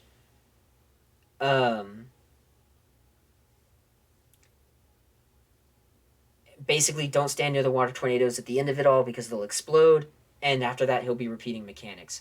Hopefully, he will die soon. I don't think I'm going to win this in one go, so let's give it a go and see what happens.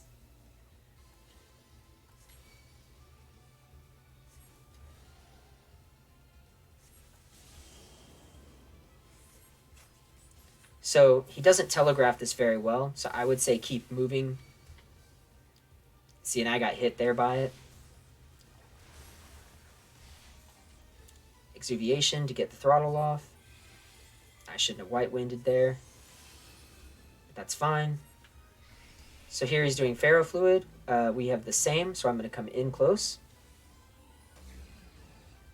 And that stuns. Stun is good.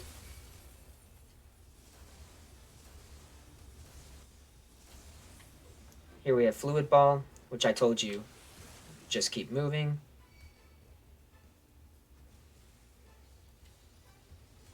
There's 2 of those, so definitely make sure for that. Oh, okay, got that off. Palm Cure.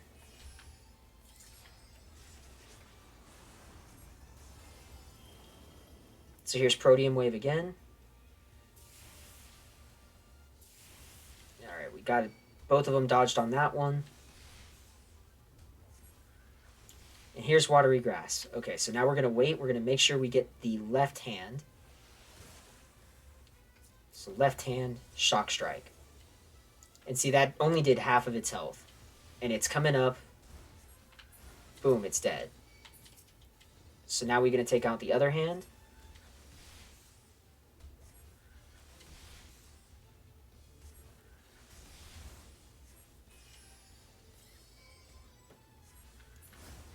He got off a Fluid Swing, and that's going to be the end of me. Oh, no. I managed to recover that pretty easily. So again, healer stance is so important here. Big Splash. We're going to Diamondback it.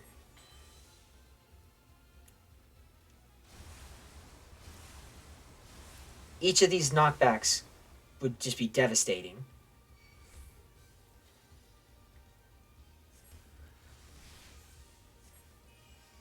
Cascade is going to be the 3 Water Tornadoes. And remember, these are going to be doing conal AoEs. There's a Fluid Swing that we're going to just get rid of.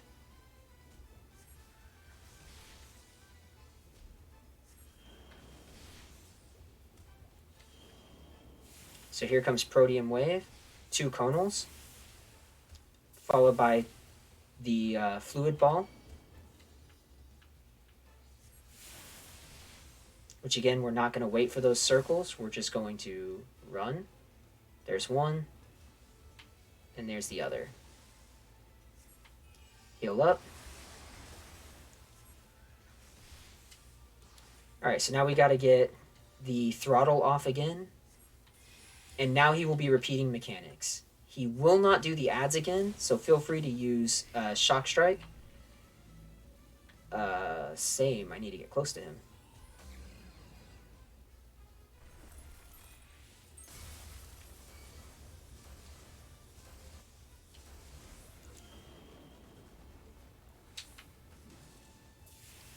So there's one, there's two. I got hit by that, but that's okay.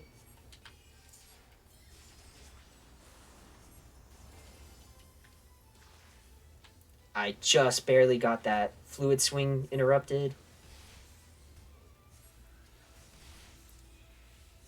So I'm going to Tingle and Triple Trident him for some good damage. So there's the first ball. That's going to hit. Ooh, that hit hard.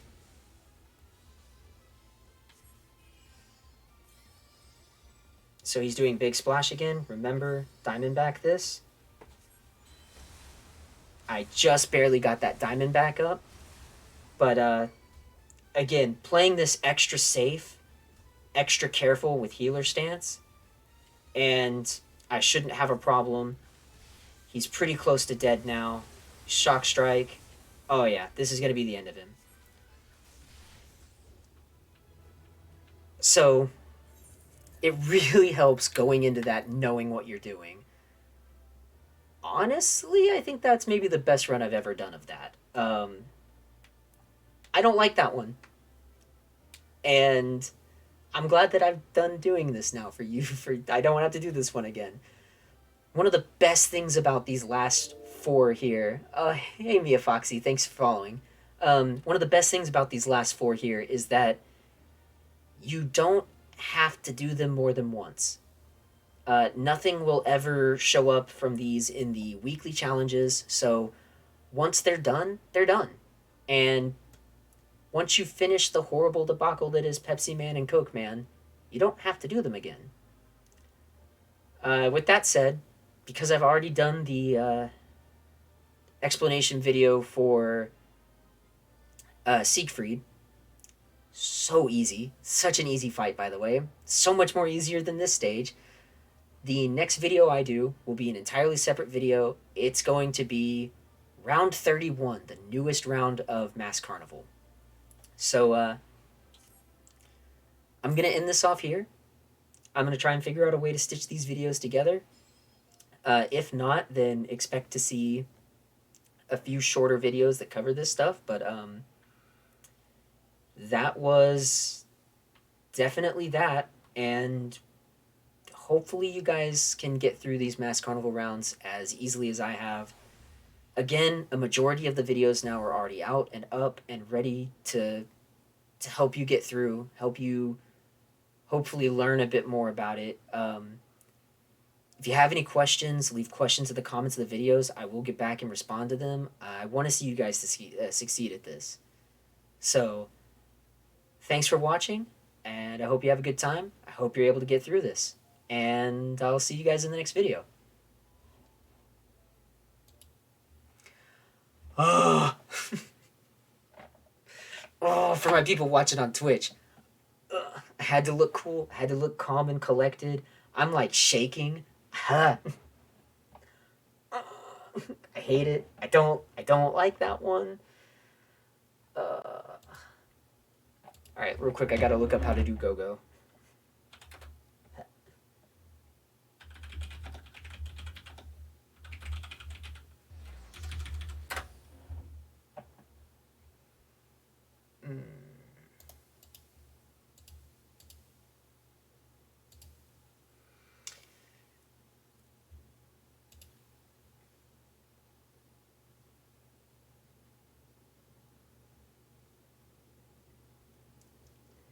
Flying Sardine, Exuviation, Diamondback, and Eerie Soundwave.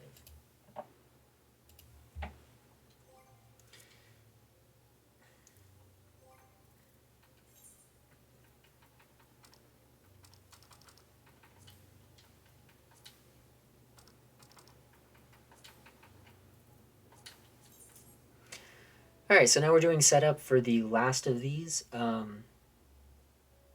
gosh, I've only been streaming for almost 2 hours, an hour and 50 minutes right now.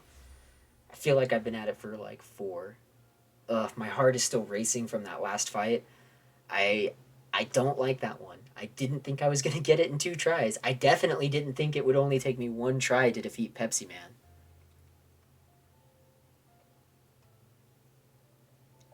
I'm so thankful it did. I got knocked out of bounds. I thought I was dead. I recovered. I I used White Wind more times than I should have. I might actually. I don't want to set Palm Cure for White Wind because that doesn't carry over. Um. Oof. Okay.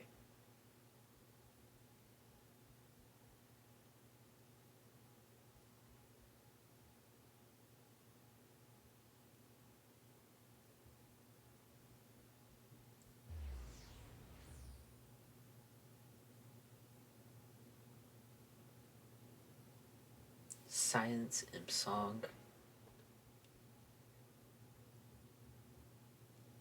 Doom Impending. Wait for Mimic.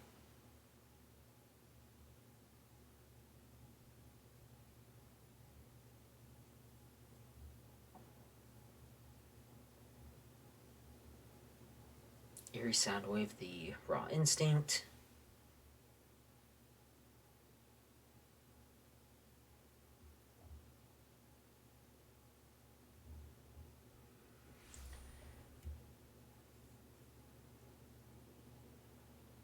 Oh, I forgot. I remember why I don't like this one. This is actually like this next one's a challenge. It's not hard, but it's fun. It's a good challenge. Um, that Pepsi Man fight is just annoying, especially if you don't know what you're going into. Like I went into that blind, and it took me so many tries of learning it. And my friends that I know that have done it also like they read guides. They maybe they I don't there wasn't a lot of videos out for it, and yeah, it's a thing. So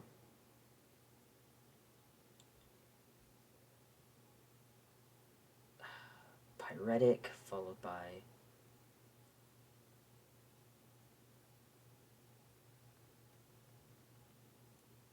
Blizzard. I need to be away from him before Pyretic hits me. A puddle where I am. Just dodge. Flare and Holy. Unavailable. Heal. Go-Go Meteor, which is several things.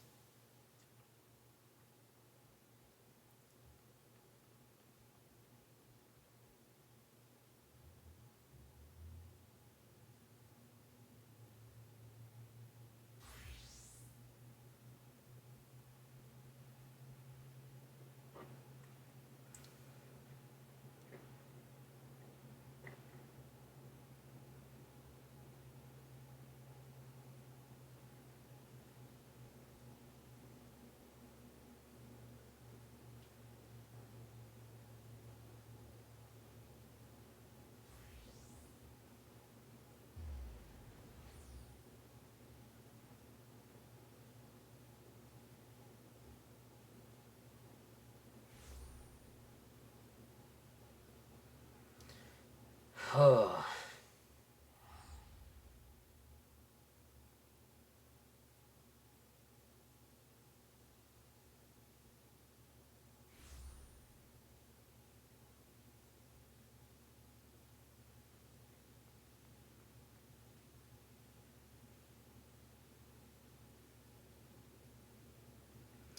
Okay.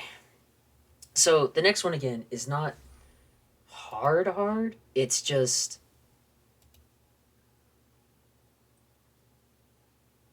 uh it's um it's a lot. It's a lot to take in. And I'm gonna give it my best shot. What do I need for this again? Healer Mimicry, Flying Sardine, Exudiation, Diamondback, and Eerie Soundwave. Okay. Okay. Let's give this a shot. So Flying Sardine, Exuviation.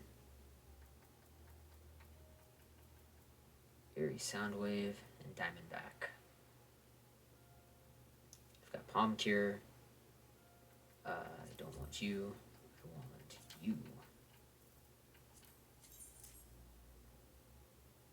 And I'm good with the rest of those? I'm good with the rest of those. Okay.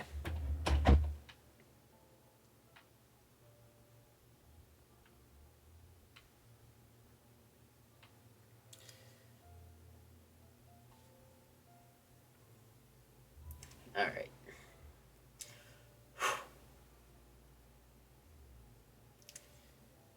Alright. This could be it. This could be my last video.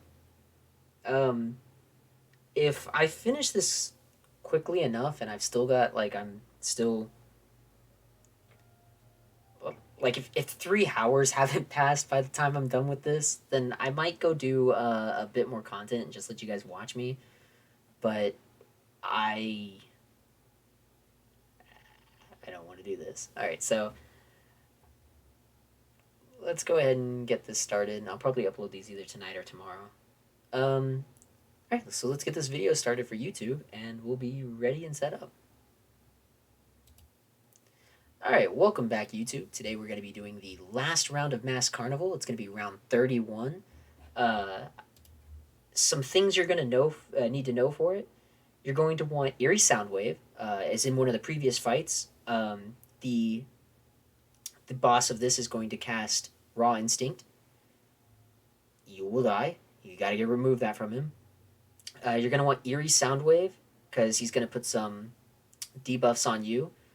Flying Sardine, got to cancel some stuff, always. Diamondback, for reasons. I'll get to it later.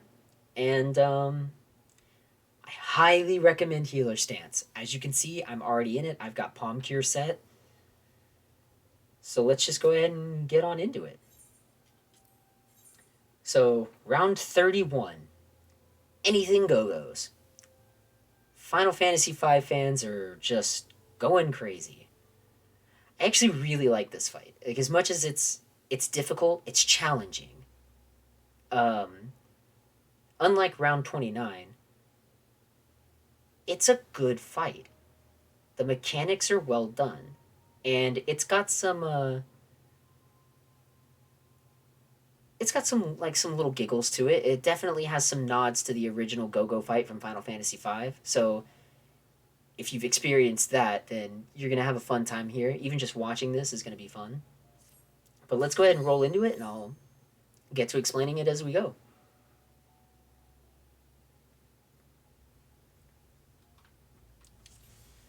Go-Go, Master of Mimicry.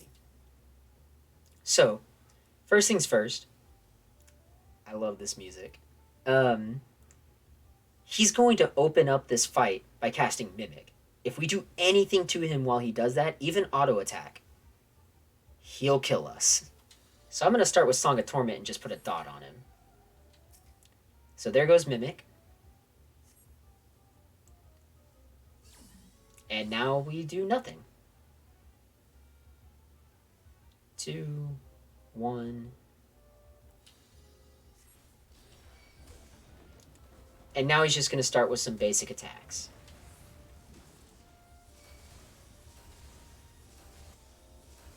Make sure you get out of sap, and then he's going to do more, so just keep moving. They get faster too, so don't stop moving. The third one is really fast. Imp Saw, we're going to interrupt that, because like in previous fights with Ultros and Typhon, that's bad. So we'll get our triple trident combo there. He did another flamethrower. Doom Impending. Oh, we just saw that one recently, so we know to full heal up, and he's going to cast Doom on us. But it falls off because we're fully healed. And here comes another Mimic. So let's just go ahead and deselect him. Don't attack him. Dots are fine if you get them off before Mimic starts.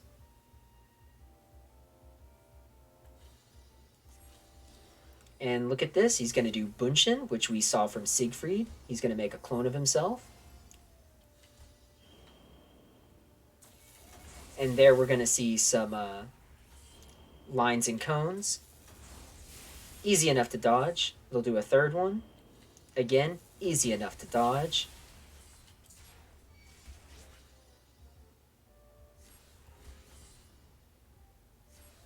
Here comes Raw Instinct, which we saw in Humbaba. Oh, my Eerie Soundwave was a little too quick, but there we get the critical strikes off of him.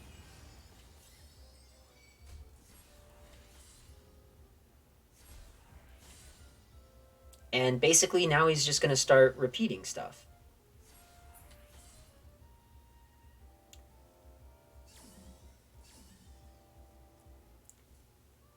The nice thing about Mimic, he won't do anything. You can get a chance to recover some MP. Whatever you need to do. Speaking of, I'm going to heal up now. Here comes Sap again. Second Sap, and again, don't stop moving. The third one is even faster.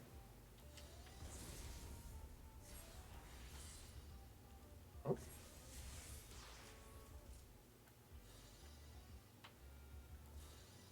So we're going to do our triple trident combo again.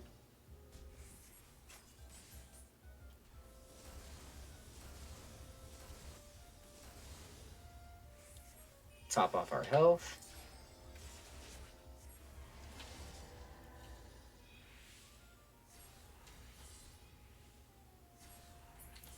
And there goes Mimic.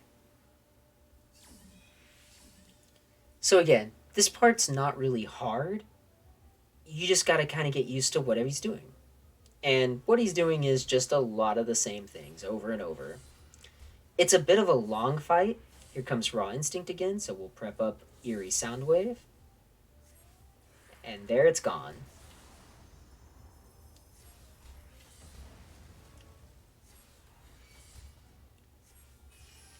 And again, yeah, I probably could be doing this faster if I went into DPS stance. But as you can see, he hits really hard. I'm not going to get that, so I'm just going to stop. And why bother when we can just sit here and just take it all day? You don't need to go for speed. I mean, unless you're going for specific titles. There is a title for this. For that one, you basically just need to not get hit by any of his big attacks, like this Mimic Sap here. Which again, second one comes up. Third one's even faster.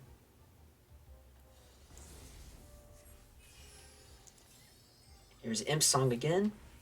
Flying Sardine to get rid of that. And this should finish him off. Oh, nope, I had a dot on him. The dot finished him off. So, the first one takes a while, but it's the second round where things really start to heat up. So, he's got a lot more he's going to do.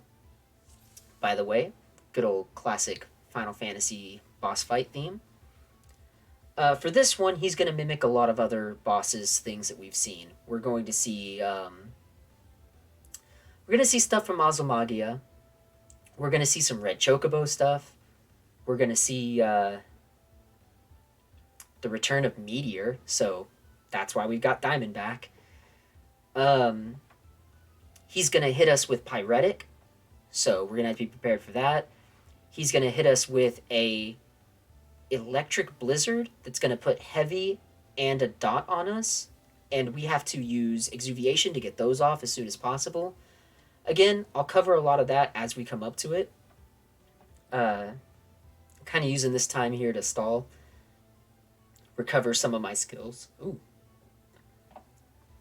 Recover some of my skills and just get kind of mentally prepared for it. Alright, so let's go ahead and we'll start this one off. I'll kind of explain things as they come up. So here he's not doing the Mimic because he knows it's not worth it. So here comes Go-Go Fire. We want to not be near him. And he casts Pyretic instantly. Oof, I got a hit off on that. Immediately after, he'll do Ice near him. So for Pyretics, we want to go away from him. Then he's going to do Go-Go Flare, followed by Go-Go Holy after the Electric Circle. The Electric Circle is just where you are. Go-Go Flare, it hits. They hit pretty hard, so again, as a healer stance, you can absolutely heal. They don't hit for half your health, so you can White Wind out of those if you don't go in as a healer stance. Alright, so here's where he's going to start Go-Go Meteor. So the first one, I believe, is always, yeah, it's going to be always on the east side, so we can go to the west.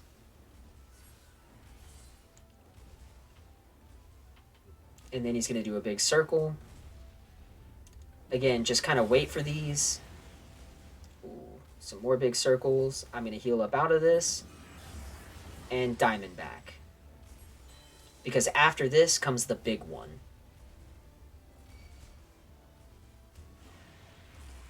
And there we've gone through the Meteor phase. So now he's going to do Charybdis, which again, we've seen this from when we fought Azomagia.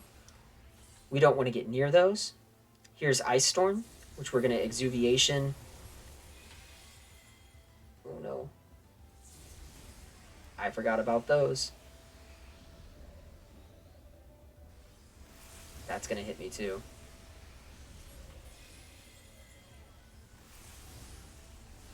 I'm just going to go ahead and die. I'm going to call that a wipe. I didn't get the dots off fast enough there.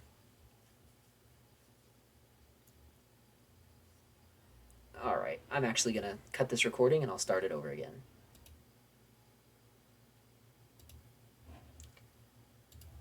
Alright, we're back at it again for the last round of the Masked Carnivale. So today we're going to be fighting Master of Mimicry, Go-Go. Fans of Final Fantasy V will remember him. Some things you're going to need for this, you're going to need Exuviation, you're going to need Flying Sardine, always. Those two should always be on your bar. Diamond back for Act 2, and Eerie Soundwave for Act 1. So, Act 1 is kind of a joke. It's not tough. It's kind of long, but it's not tough. The first thing to note is he is going to do Mimic at the very beginning, and do not do anything to him. If Mimic is up and you do anything to him, he kills you.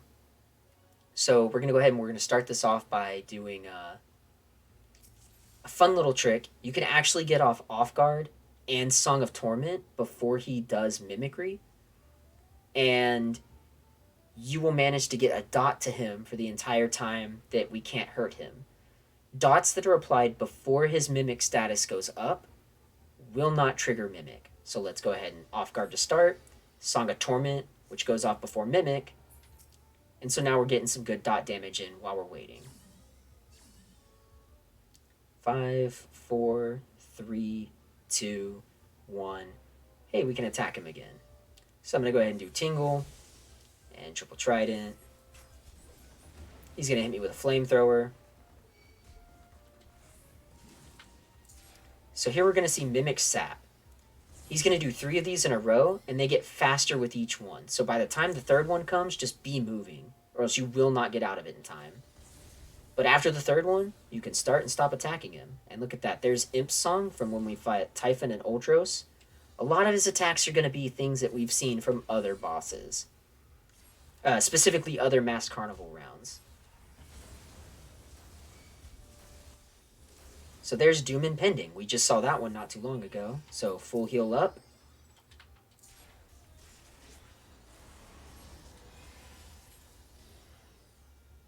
And there's another Mimic, which just got off in time. Another Song of Torment right before that. So now we've got 5 seconds or so of just not attacking him and letting a dot do some damage. Alright, so now he's going to do Siegfried's Bunshin. He creates a clone. They'll do a combination of line and conals. They're easy enough to dodge. And after you've dodged them, you can easily get off an attack.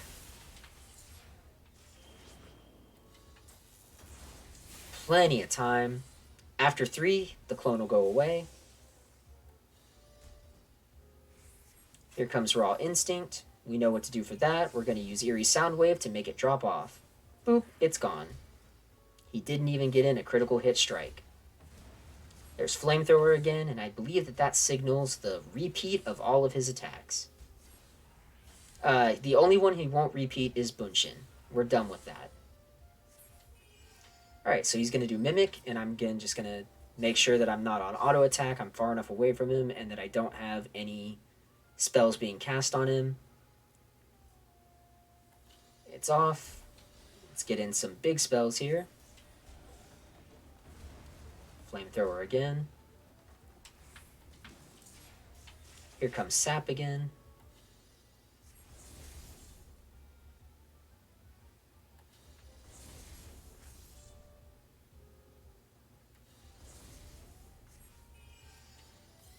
There's Imp Song again, Flying Sardine to cancel that.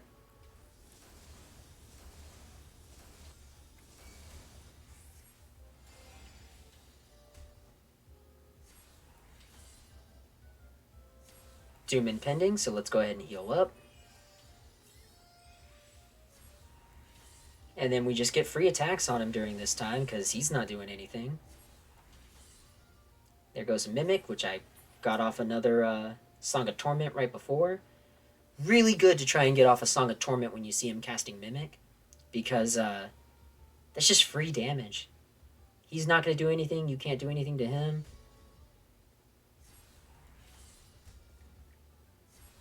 Here comes Raw Instinct again. It's a little bit too soon there, but that's okay.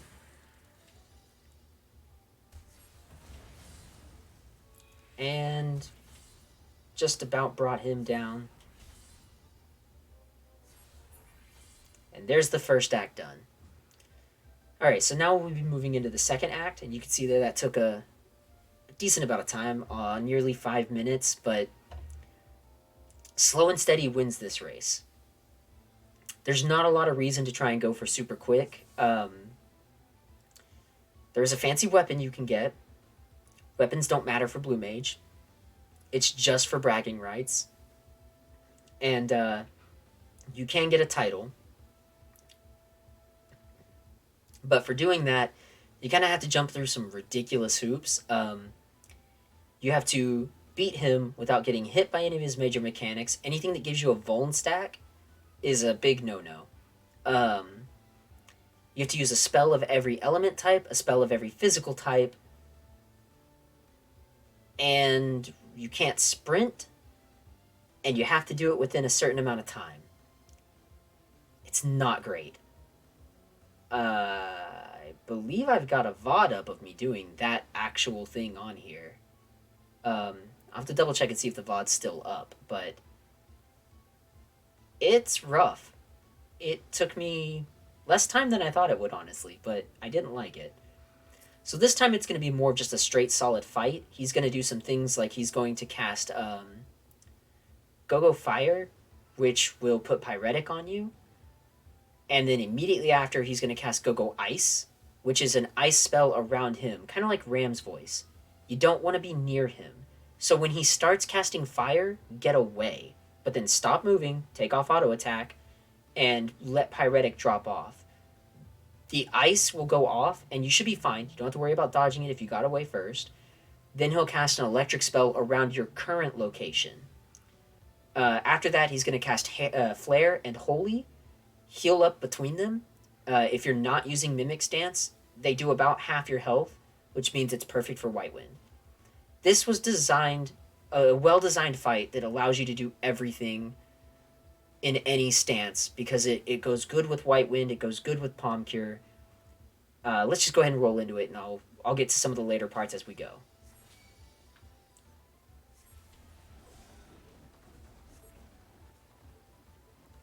So there's Go-Go Fire. We're going to get away. Pyretic. There's the Ice. There's Go-Go Thunder. Here's Go-Go Flare.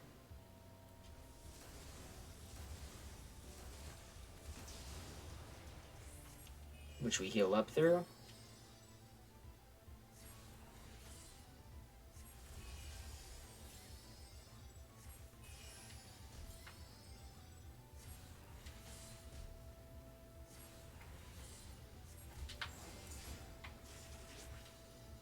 So now he's going to start doing Meteor. The first Meteor will always come from the east, so we want to kind of position ourselves to the west, just so we can get in some good attacks. He's going to drop a whole bunch of these ones on the ground, and then he'll do a big one. Yep, we'll just move out of the way of that. Start making our way to the east side. He's going to do some more. And for this, we need to heal up and get into Diamondback for a big one. And then he's going to start casting his Charybdises.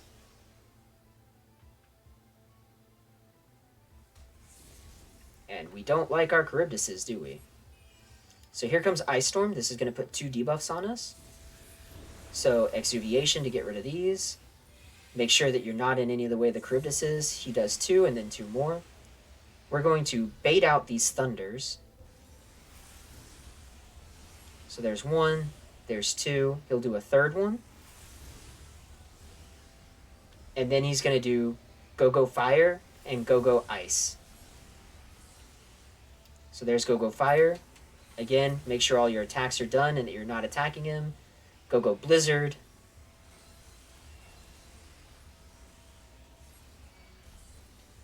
And now we're going to get back into a rotation where he's just going to repeat mechanics. So here comes Go-Go Flare, which again, we remember this is going to do about half of our health. Go-Go Holy.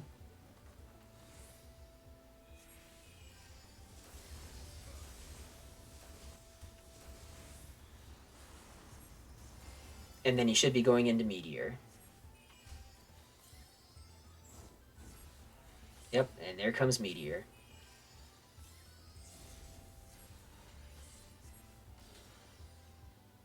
So once again, first Meteor is always on the east. And then we get big circles.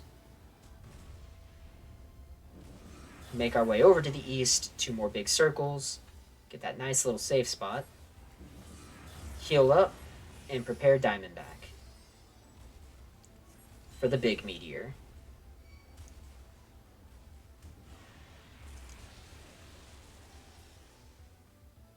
Here comes the Charybdises again. Once again, heal up, head towards the center so that he can start doing Ice Storm, which we're going to Exuviation the 2 debuffs off of that. He does his second set of Charybdises. Next, we bait the 3 Go-Go Thunders. Oh, I did not get an Exuviation off.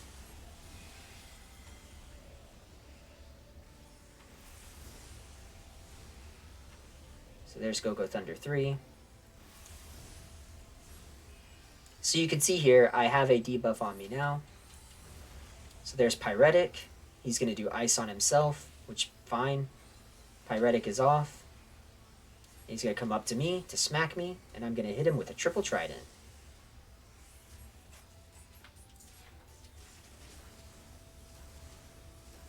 So now, these attacks are going to hit me a little harder because I've got a Vuln stack on me. But not harder enough that I'm just going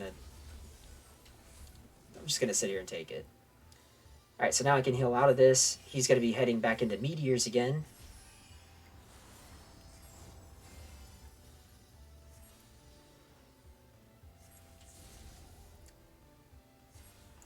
So once again, first Meteor will always be on the east.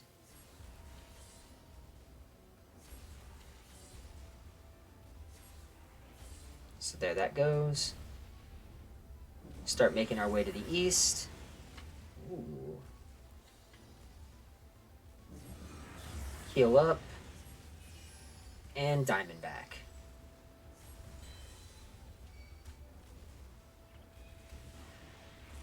Now he's going to do Charybdis. My Vuln up has gone off.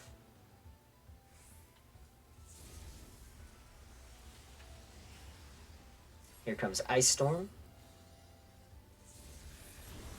That was a little too quick. 1, 2.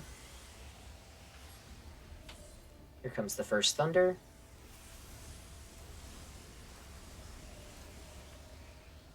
There goes the second Thunder. I got hit by that. There's the third Thunder. Go Fire. Again, Pyretic, so we're not going to attack or do anything. He does the ice around him.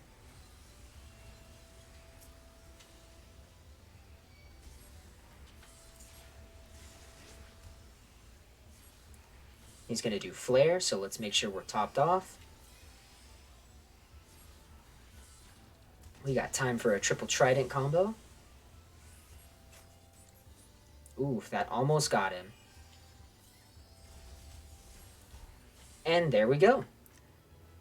Just like that, Go-Go is down for the count.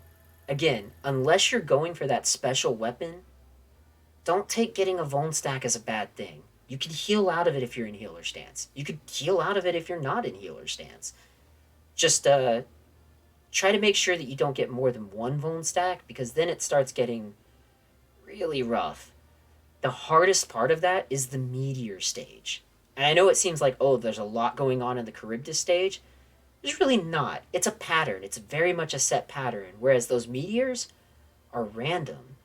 The big circles don't always show up in the same place. It will always be east side meteor, west side meteor, big center. But as long as you're staying due east, due west for those two things, the Charybdises will always be in the four semi-cardinal directions: northeast, northwest, southeast, southwest. And as long as you try and make sure that you're in between those, you should be fine. You kind of want to bait all three of the electrics that he does after the second Charybdis, after Ice Storm, in the center, so that you can run away from him, so that you don't get caught in the Go-Go Blizzard after the Go-Go Fire while you're waiting for Pyretic to drop off. But yeah, that's how you do it. It's pretty simple. Once you get it cleared, cool. You got it cleared. Then you can start working on doing it without taking damage. Then you can start working on it, getting it cleared using a certain number of spells, certain type of spells. And it's doable. So, to all you people out there that are getting ready to try this, good luck. I know you can do it. I believe in you. And if you can't do it, or you have some questions, feel free to leave comments down below, and I'll be sure to get back to you on that. I want to help you guys get through this just as much as you want to get through it. But thanks for watching. Be sure to come to my Twitch channel if you ever want to watch me play maybe some Final Fantasy, maybe some other games. If you guys have suggestions for other videos of other Blue Mage content you might like to see me help guide you through, absolutely let me know. I could throw up some things like that. I've got a really interesting Aurum Vale strategy with Blue Mages that's really great. Right now, to date this video, they are doing a Moogle Tomestone event, and Aurum Vale gives 4 Moogle Tomestones if you complete it synced. With Blue Mages, you can make that dungeon a joke. You need 3 Blue Mages and a tank, and all the bosses are dumb. So it's a great way. In about 5 minutes, you can get 4 tomestones, and in an hour, you can have like 40. So it's pretty nice, pretty great. Yeah, I hope you guys enjoyed this video, and I'll see you guys again next time, whenever I do something else. My Twitch VODs are going to be being put up on YouTube as well, so if you're interested in seeing that, absolutely stick around for some of those. I know I'm just getting kind of dragging on here at the end. You guys are probably like, oh, what's he going to do next? It's been a trip, you know? This is my first, like, little mini-series that I did that I finished for you guys, and I'm glad that you guys made it to the end. Even though some of you guys may not have watched it in this order, this may be the first video you're watching. Go back and watch some of my other videos if you need help with some stuff. I've done videos for every other Masked Carnivale stage. And it was great. So hope to see you guys again in the future, and I hope that you all have a nice, fun experience playing Blue Mage. See you guys next time.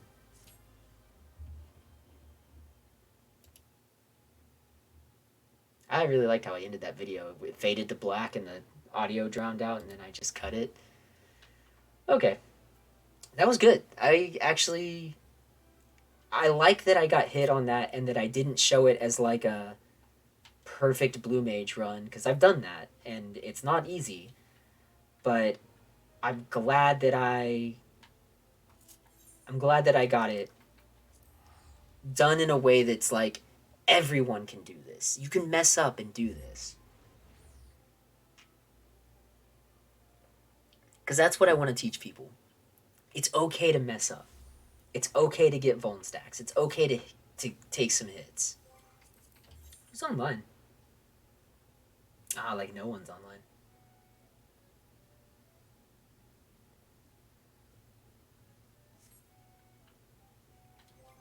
Do I got airships to send out? I do. Let's go send out some airships.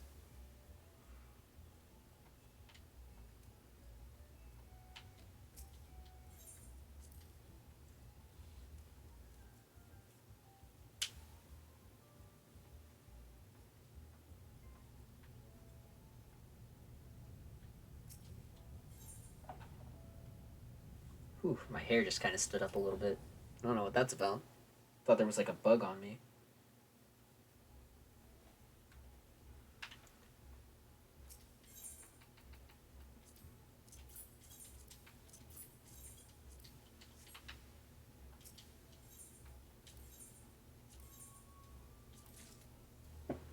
All right. Not great rewards on that one. For people that don't know, the submarines, I send them out.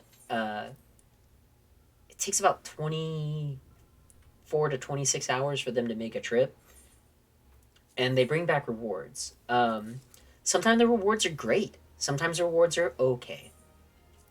Uh, a lot of the rewards, if they're not like if there's something big or fancy, I set them aside and I save them for when my FC does group events. And if the group events are fun, we have a good time with it, and I will use them as prizes. Actually, while I'm here,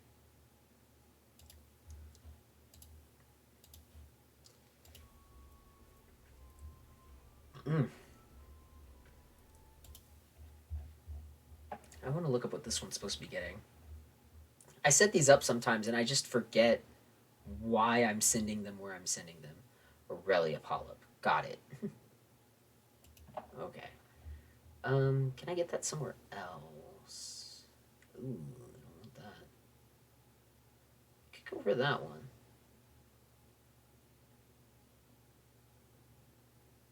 Oh man, there's so many of these that I just like. I remember. Oh, these are good things. Um.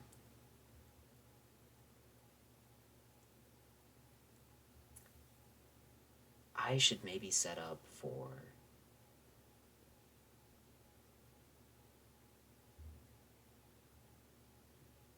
Emerald, Ruby, Golden, Cerulean. Okay, I'm gonna set up for those.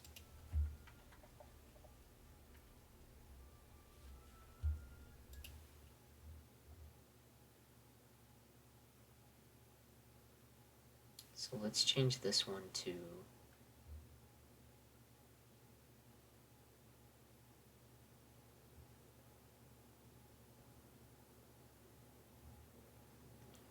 Nogdal's Pipe.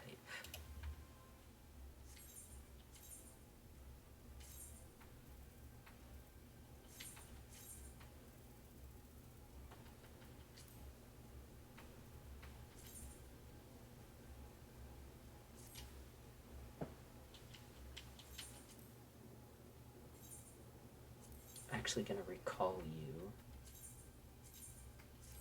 and I'm gonna send you out to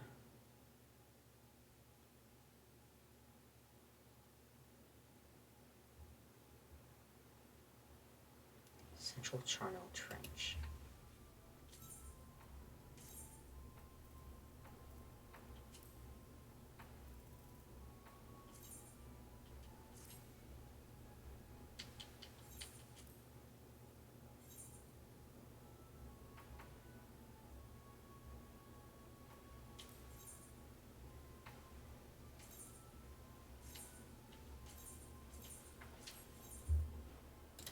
so we got cerulean and ruby. So now I need emerald.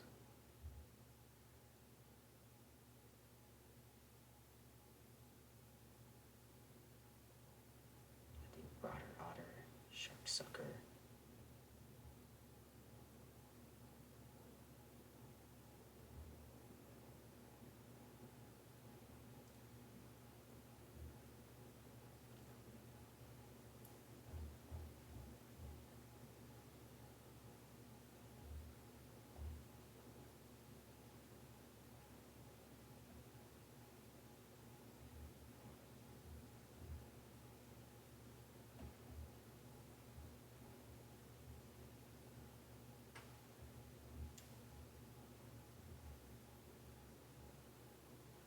Emerald and gold.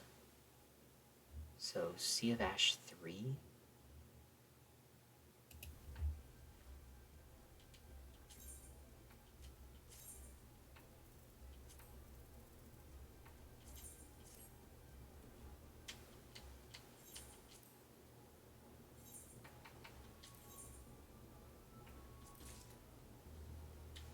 And for this last one, is it the blue hole that I want to send you on? That's cerulean. I need gold.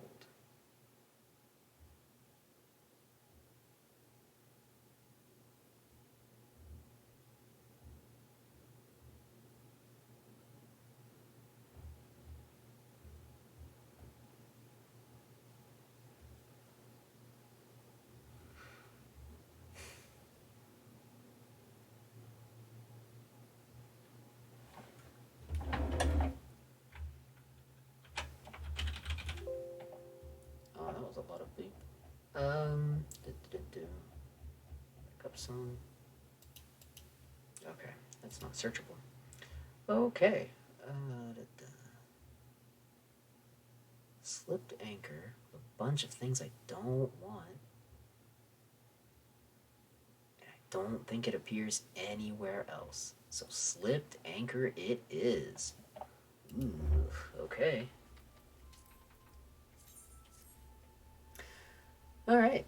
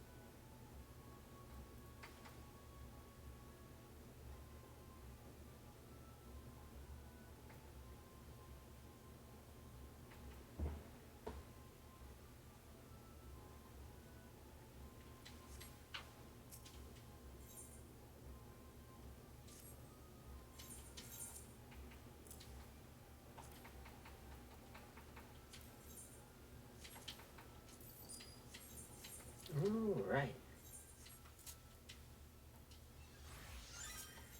I guess let's go.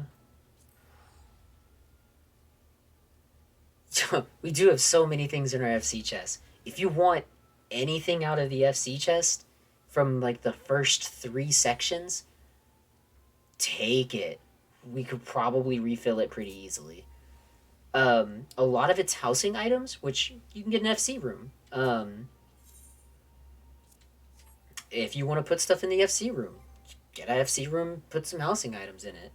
We've got some minions, take some minions. We've got music, take some music. We've got an orchestrion player in there. So like, if you want the music, but you're like, I don't have a way to play it, there's an orchestrion player in there. Take the music, take the player, play the music.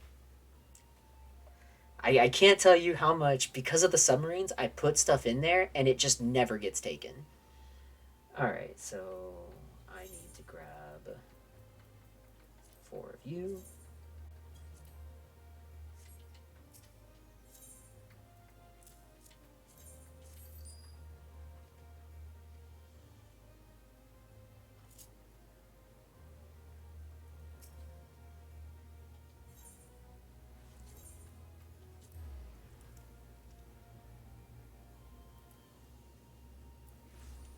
Oh yeah, there's some pretty cool stuff in there.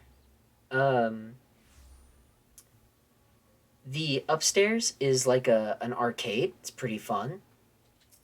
The main area that you've seen has like a lobby. It's got a crafting section, which is right near where I go into the airships. It's got a, I guess like a war planning room, and then there's a downstairs is just like a nice little, almost like a bar. It's just a nice area. It's designed by one of our FC members. All right.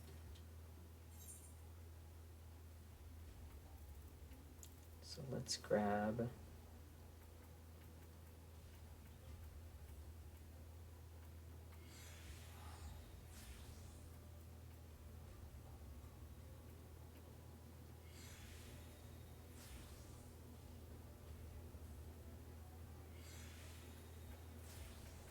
Let's just grab a regular skirmisher. Start putting re-razors in there.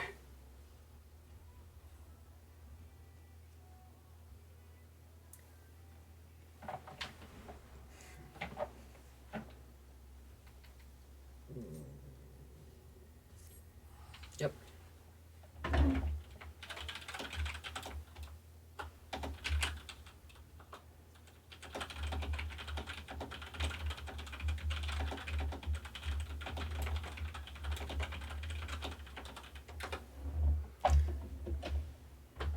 Alright, I'm gonna do Delibrum Regine, and then I think I'm gonna call it a night. I just need to get my weekly run of it in.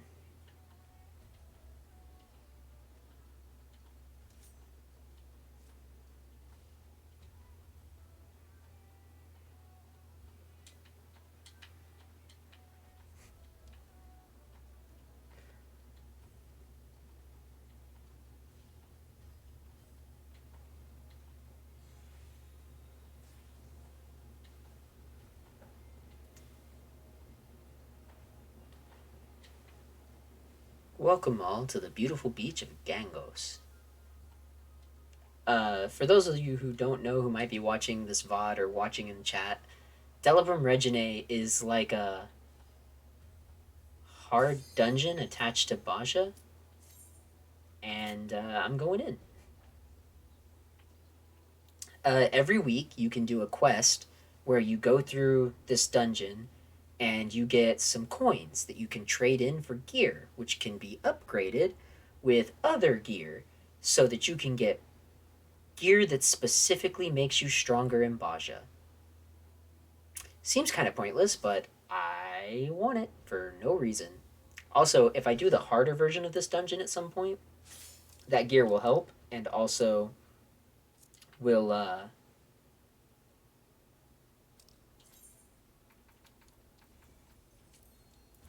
make it easier for me to get through. Let's do that.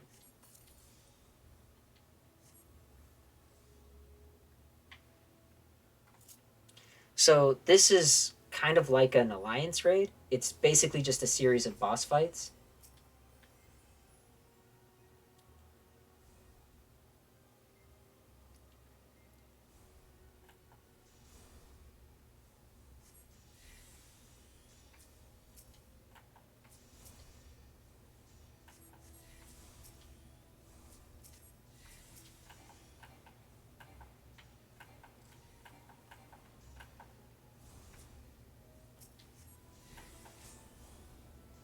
Oh, okay. No chill. We're just gonna start.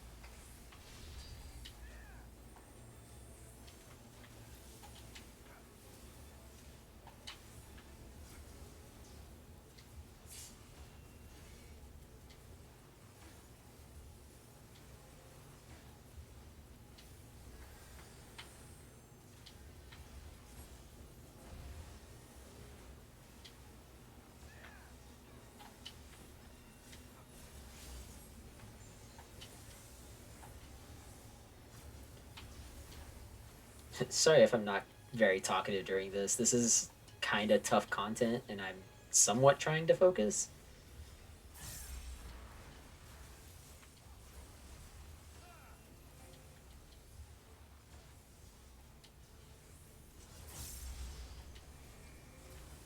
Not that I don't mind admitting that I'm bad.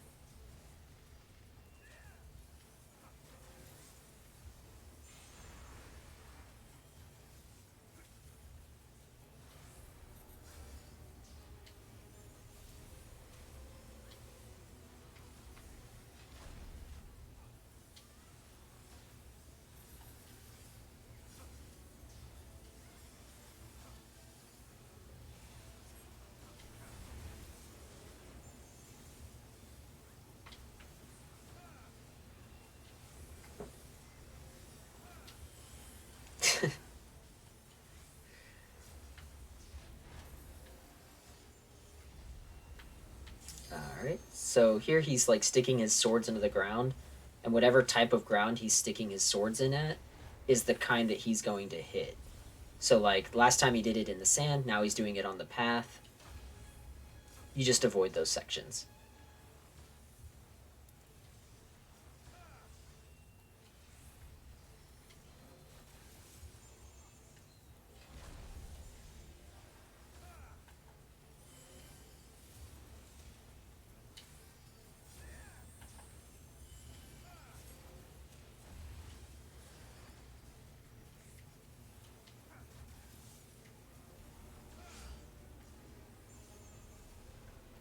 The worst part about this is our DPS is kind of really low.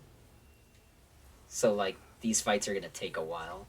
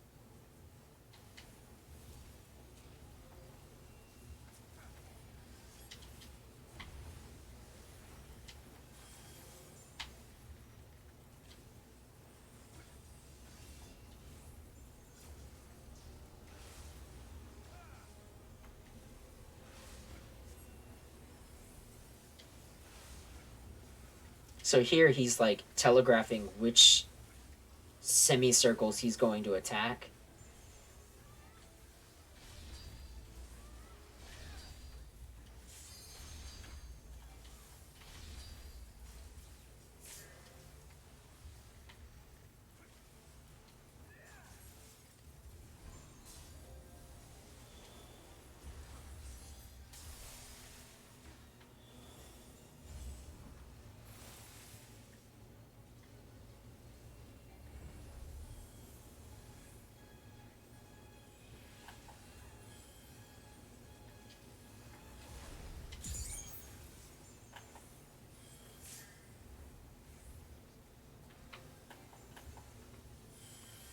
We must not have a healer.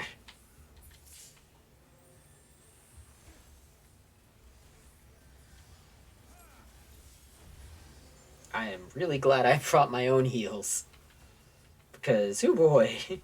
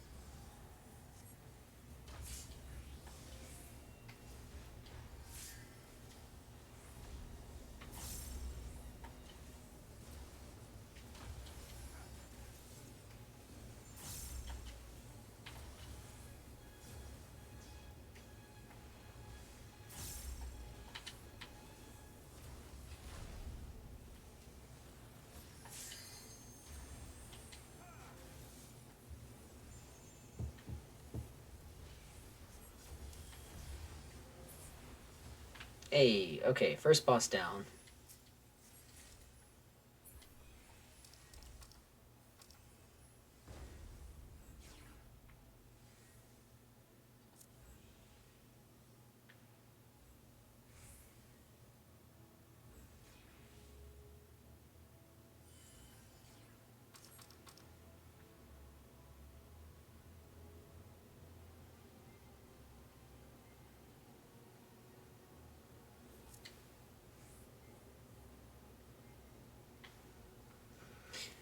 Alright. So, the other thing that's scary about this dungeon is if you get hit by a big mechanic that's like very much a dodgeable mechanic, you get a thing put on you that if it hits you twice, like if you get two of them, you die.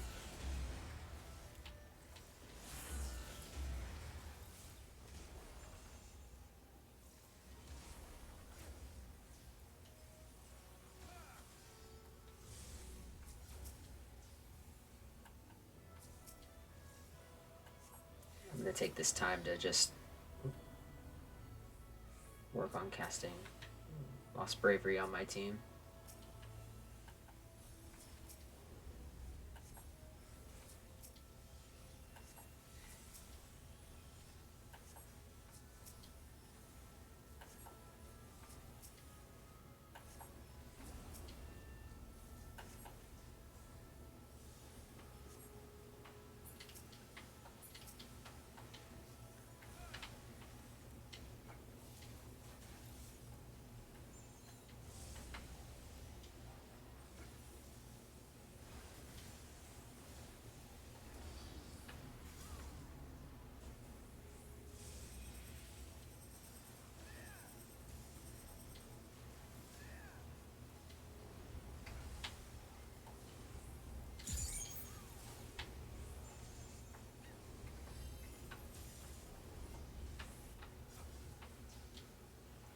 So this does not count as a boss fight either. This is just like a mini boss.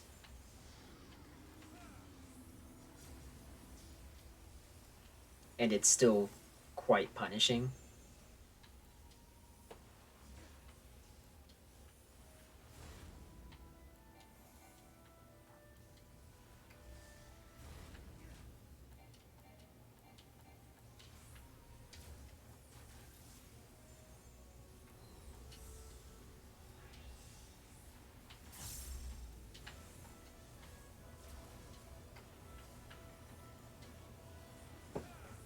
Yeah, we got this one in the bag.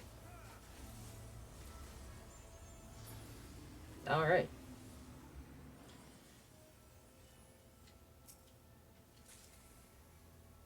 So after every big fight like that is a chest that gives you some coins, which can be also traded in for uh, the armor. You just don't get as... It takes more coins to get the armor that way. But it's something like 4 weeks of the weekly quest or a bunch of runs with the armor. There are a bunch of runs normally for the other coins to get the armor.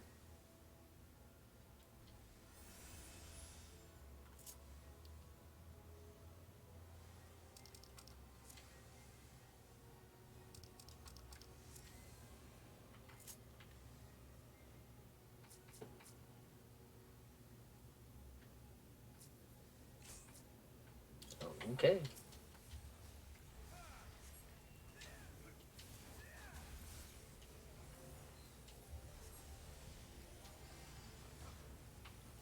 Our healer is not here.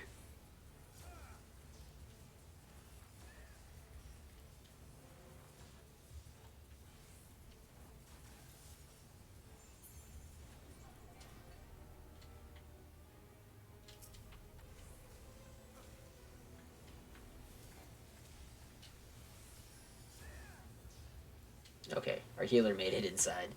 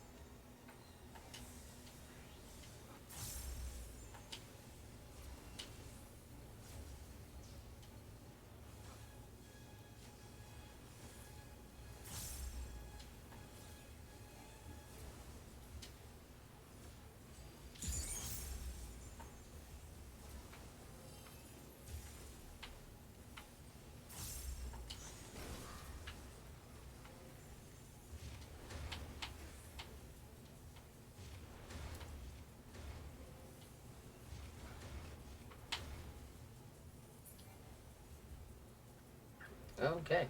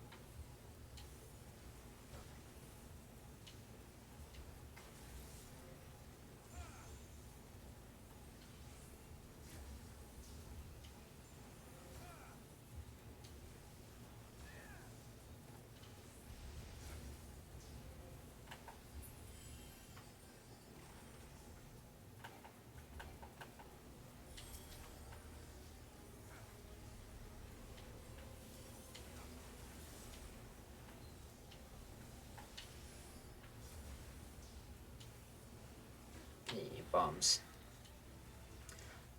So I like this mechanic a lot, actually. Like, he basically just throws everything up in the air, and the heavier bombs just don't go up as high. And then for the next set, he's going to invert weights. So the heavier bombs will go up high, and the smaller bombs will not.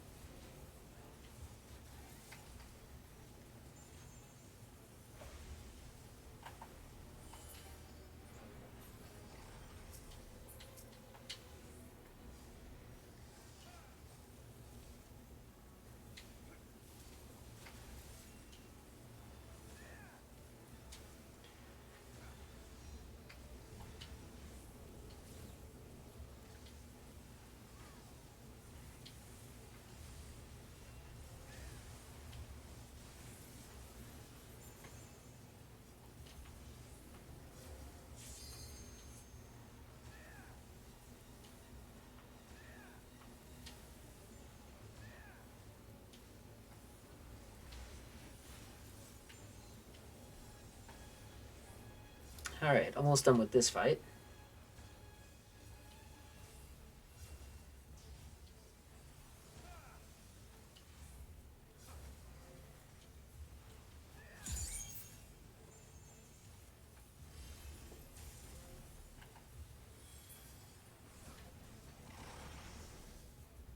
I hate this part.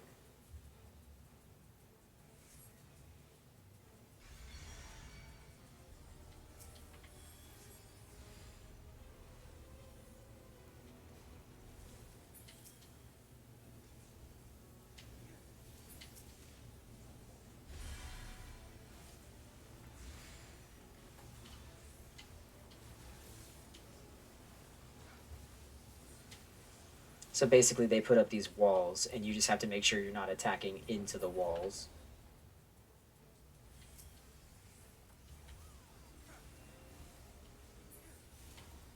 Hey, and we cleared it.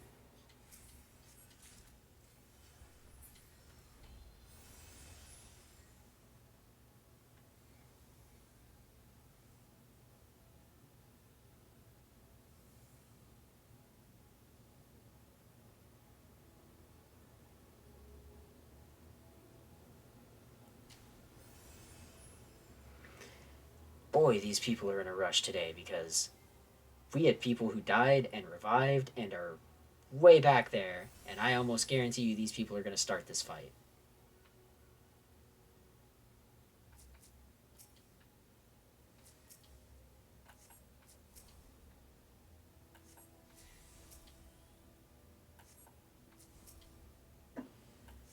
Yep, there they go.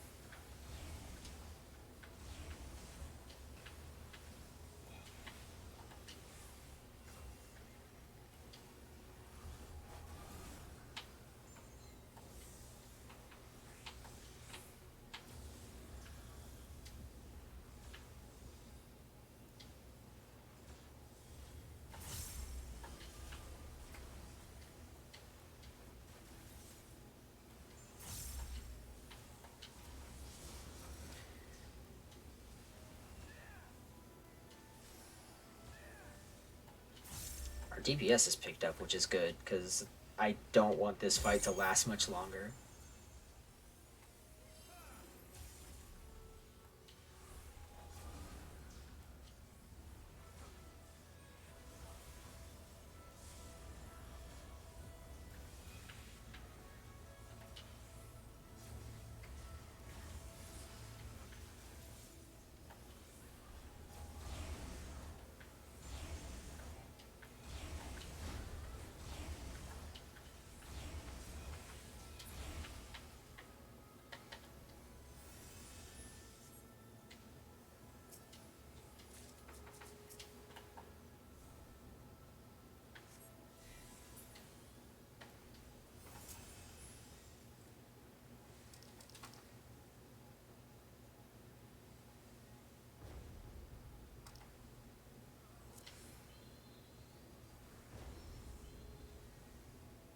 Gosh, this group has like no chill.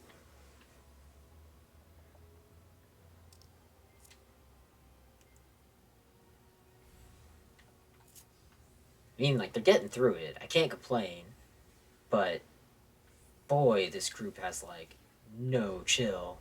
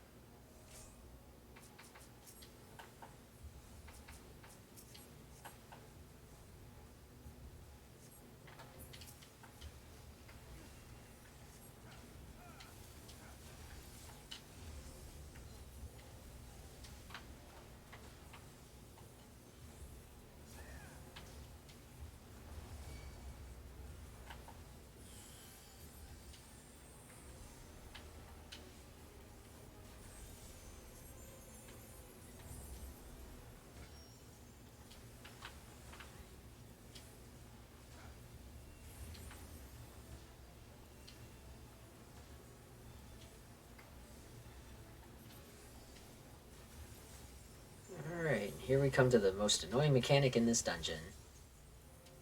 Regulating body temperature.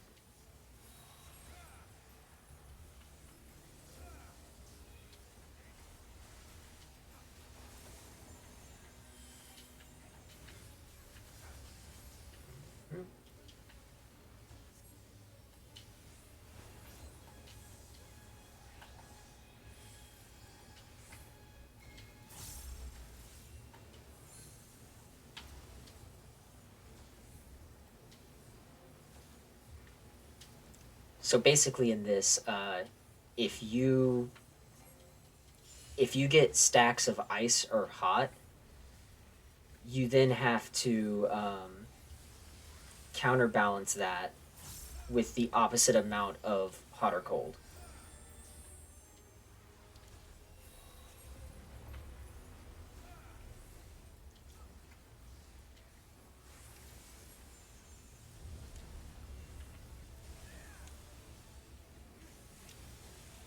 So here, I'm getting it. I got one hot. So now I have to do a ladder maze to figure out which one I need.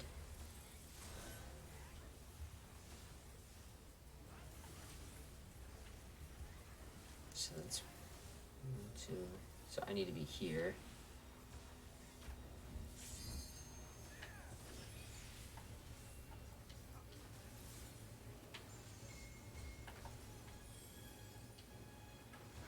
Oh, almost half our party went down from that.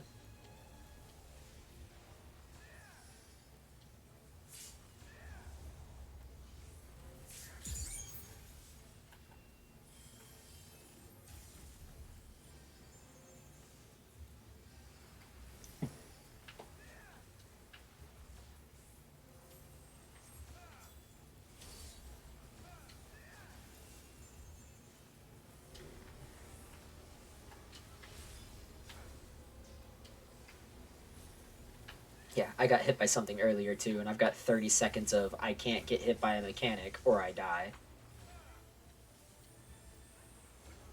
Okay, I need to get hit by this one.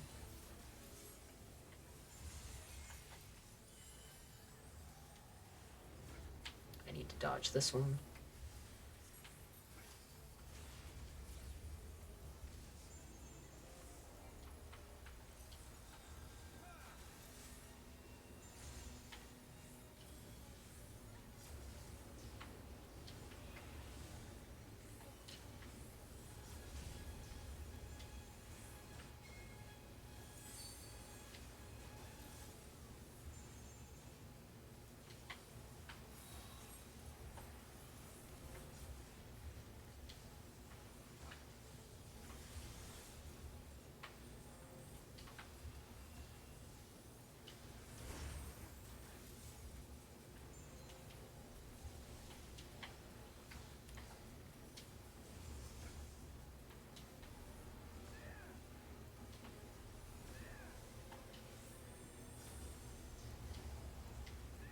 Alright, at least I can get hit by an attack again.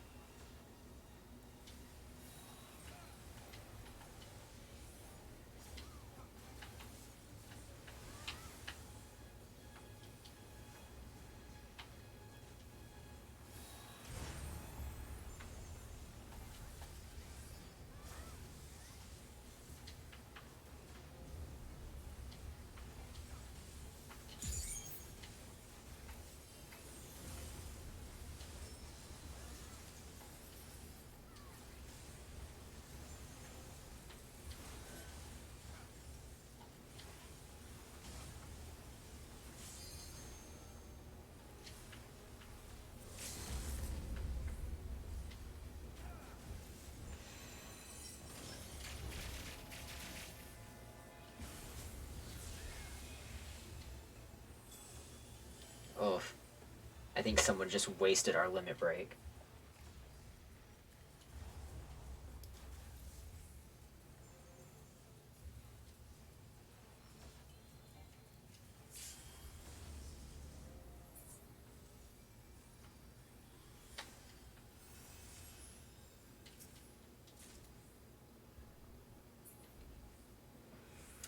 Okay, last boss. Is this an item I can even use? Oh, hey. Nope, I already have it. Great.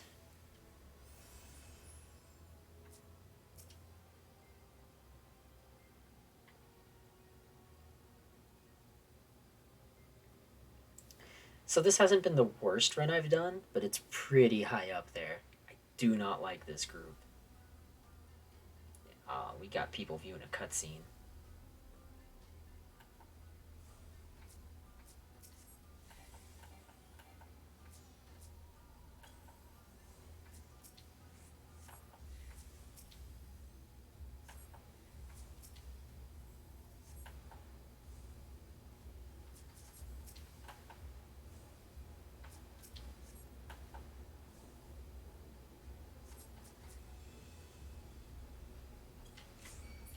And they started the fight.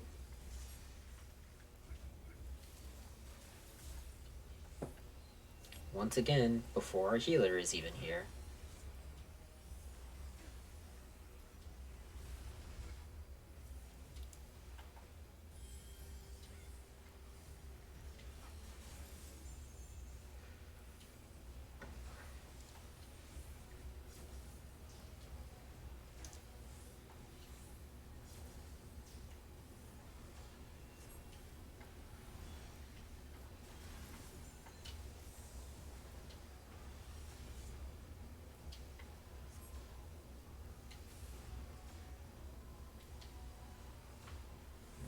It's fine.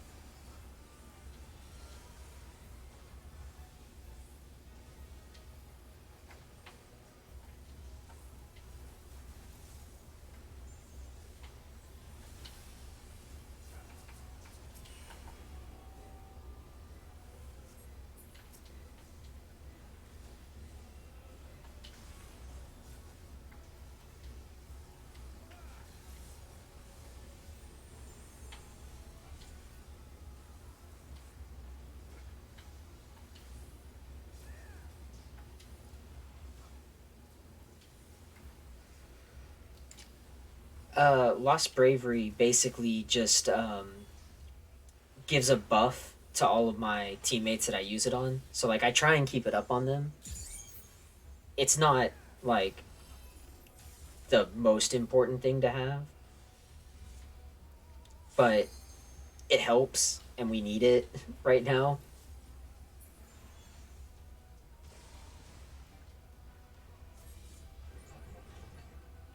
So let's see here. That hurt me. It just increases damage up. Yeah, I died.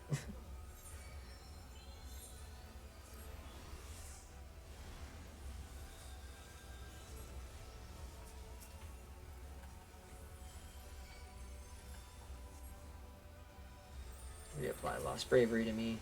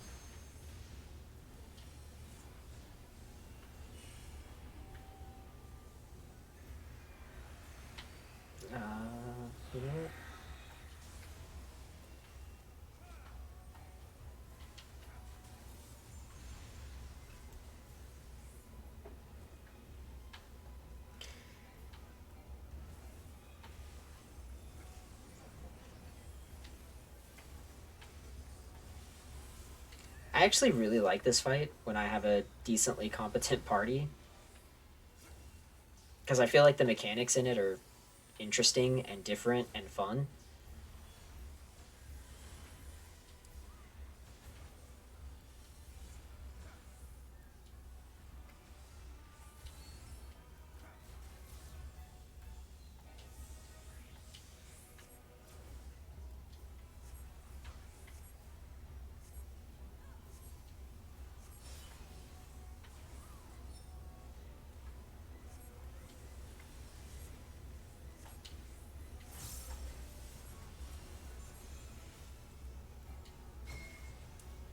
Cool.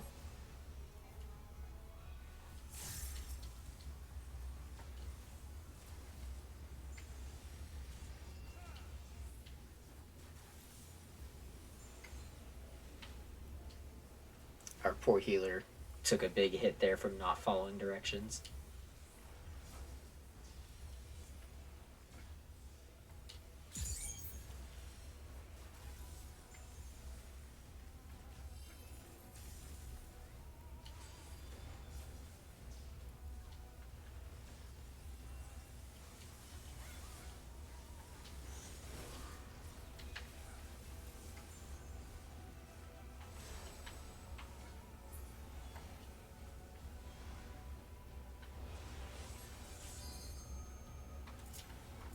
No.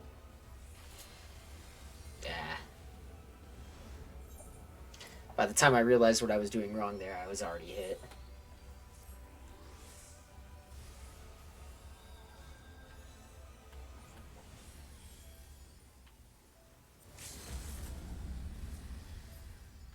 Oof.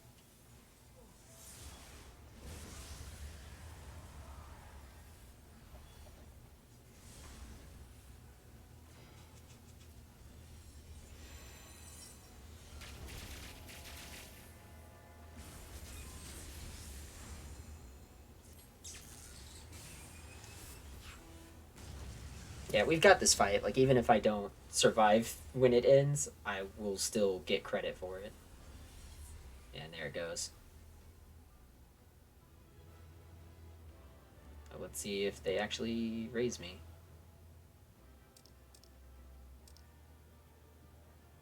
Oh, no.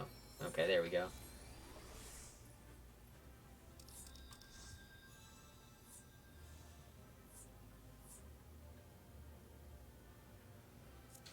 Let's see if I get anything decent for having to put up with that. Nope.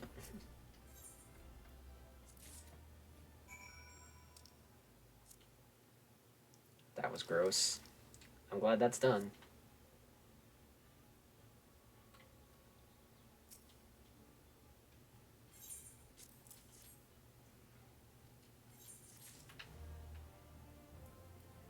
And now to get...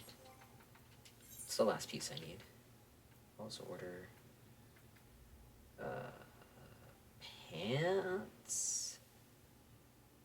Pants.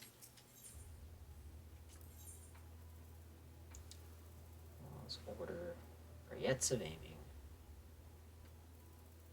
These are the ones I don't have in there, so...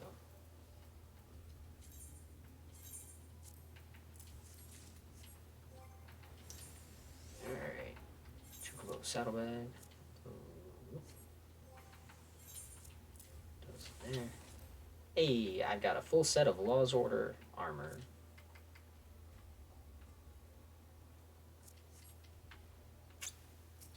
Let's see what this thing I got was.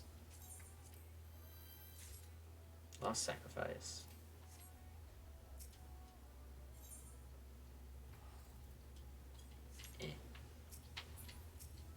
And let's go trade in this thing I got for some treasure chests. I'll open these treasure chests and then I'll probably call my stream over for the night.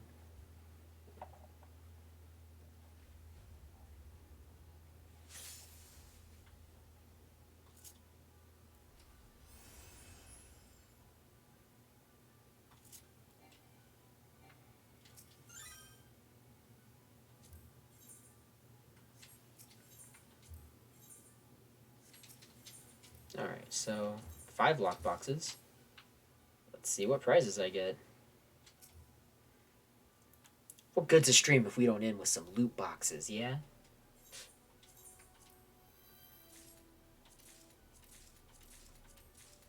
Garbage. All of it's garbage.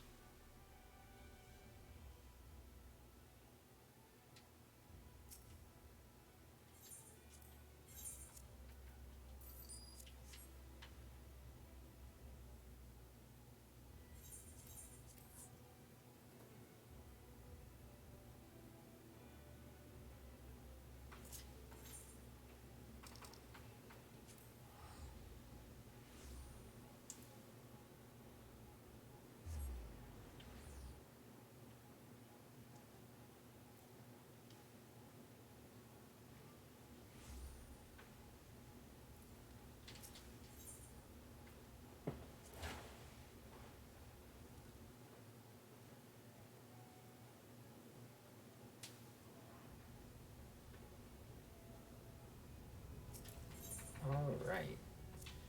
First things first, put in some materia. Then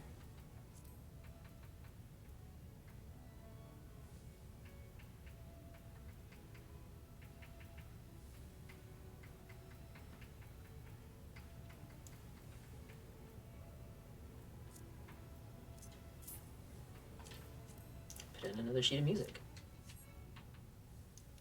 All right. I think the last thing I'm gonna do, I just thought about this, I'm gonna make house tour videos of just me touring our FC house. Because I've not done that, and that's a nice little, just like a bonus video. Oh god, why is that a thing? I know why that's a thing. Why did I do that? What is on you? Is it on you? Oh. I must have taken that off.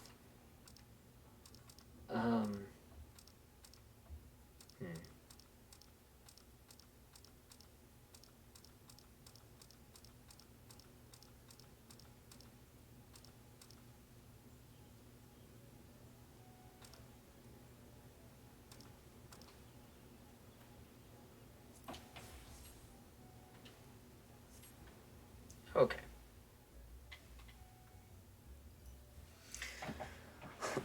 Alright, so I think I will give a tour of the FC house and my personal house. I'm going to record those and I can put those up on YouTube. So let's... Nope, not that. Let's hide some stuff.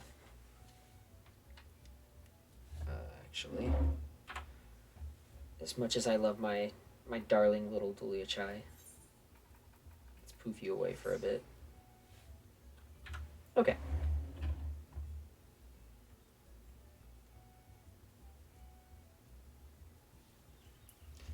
All right. Next, I'm just gonna hide my camera. Oh, I gotta hide the frame too. Huh? Nope. I want to hide that. Here we go. Okay.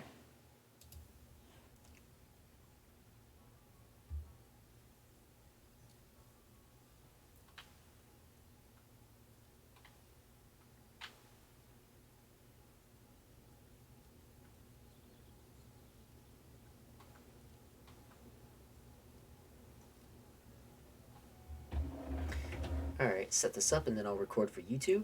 So let's do this.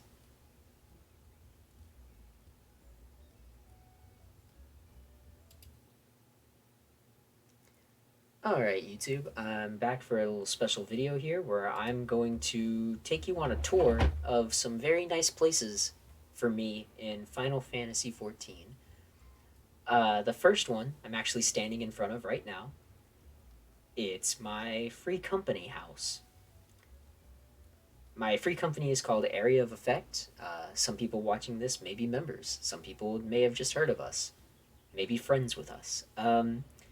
This is a really nice place, and we've put a lot of effort and work into making it look nice. So I'm going to give you guys a little tour, show you guys around, and after that, we're going to go to another place that's very personal to me. All right, so first stop on our tour, we've got a striking dummy and some gardens. Uh, we got our chocobo stables, where my chocobo is currently not stabled because it's maxed out. You can hop the fence to climb up into our secret treehouse fort. Around the backside, we have a giant jumping puzzle that allows for rooftop access, which is always fun. Here on the other side, we have the campfire, always great for just hanging around, making some friends. Then we have a nice flower-covered patio, which I can only imagine during the fall is a pain to have to clean and sweep up because those things shed. It's awful. Here we've got our little kitchen area, which is nice for if we want to, make some pizzas, and got a little bench where you can watch the food cook. Here's our FC mascot, just letting off some steam. And then further in, we can go inside the house.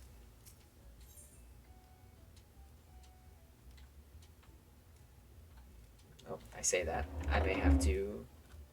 Here we go. Alright. Inside the house, the first thing you're greeted with is a giant flaming Bahamut. And this is just kind of an ideal of the Area of Effect title. Big AoE attacks.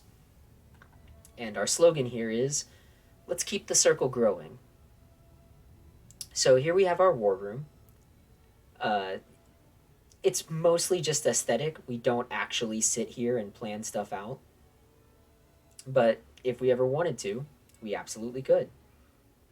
And you'll see some trophies from previous battles won and lost. Over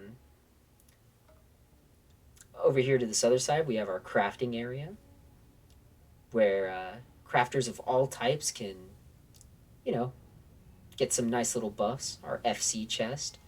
We've got merchants and menders scattered around the first floor to help out, and of course, access to our FC rooms and submarines.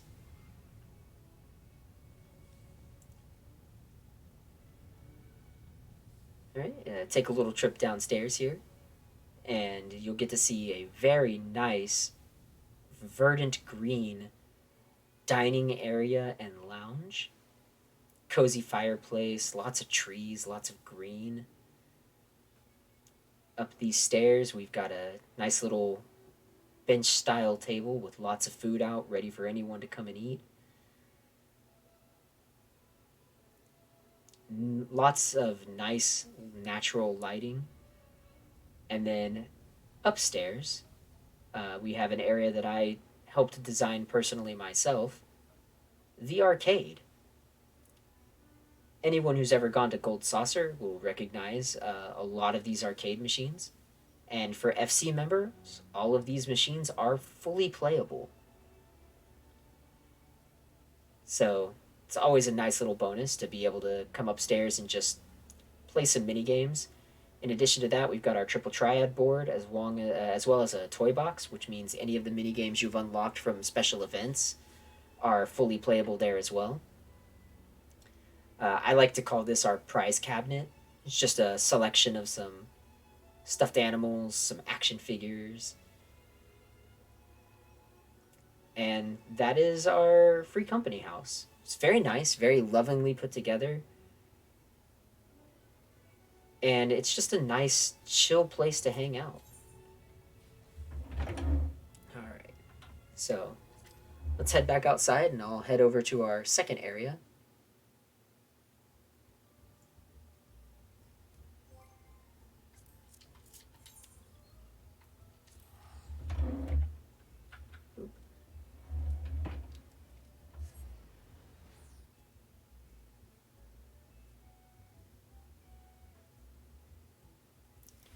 So this next area is going to be my personal house.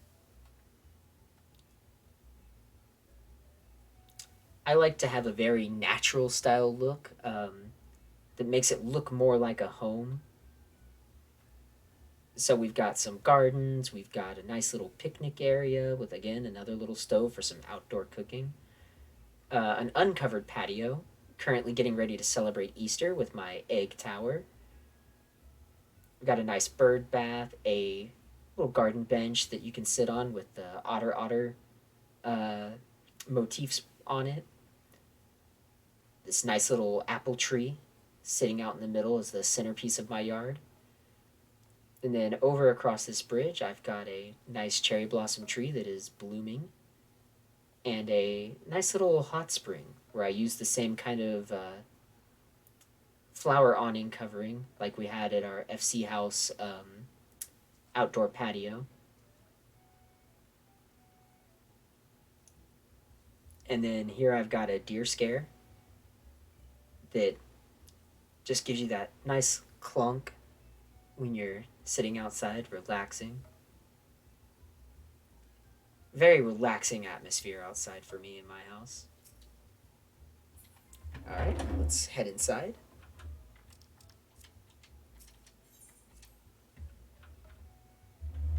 The inside of my house, like I said, is designed to be more like a home someone would live in, less like a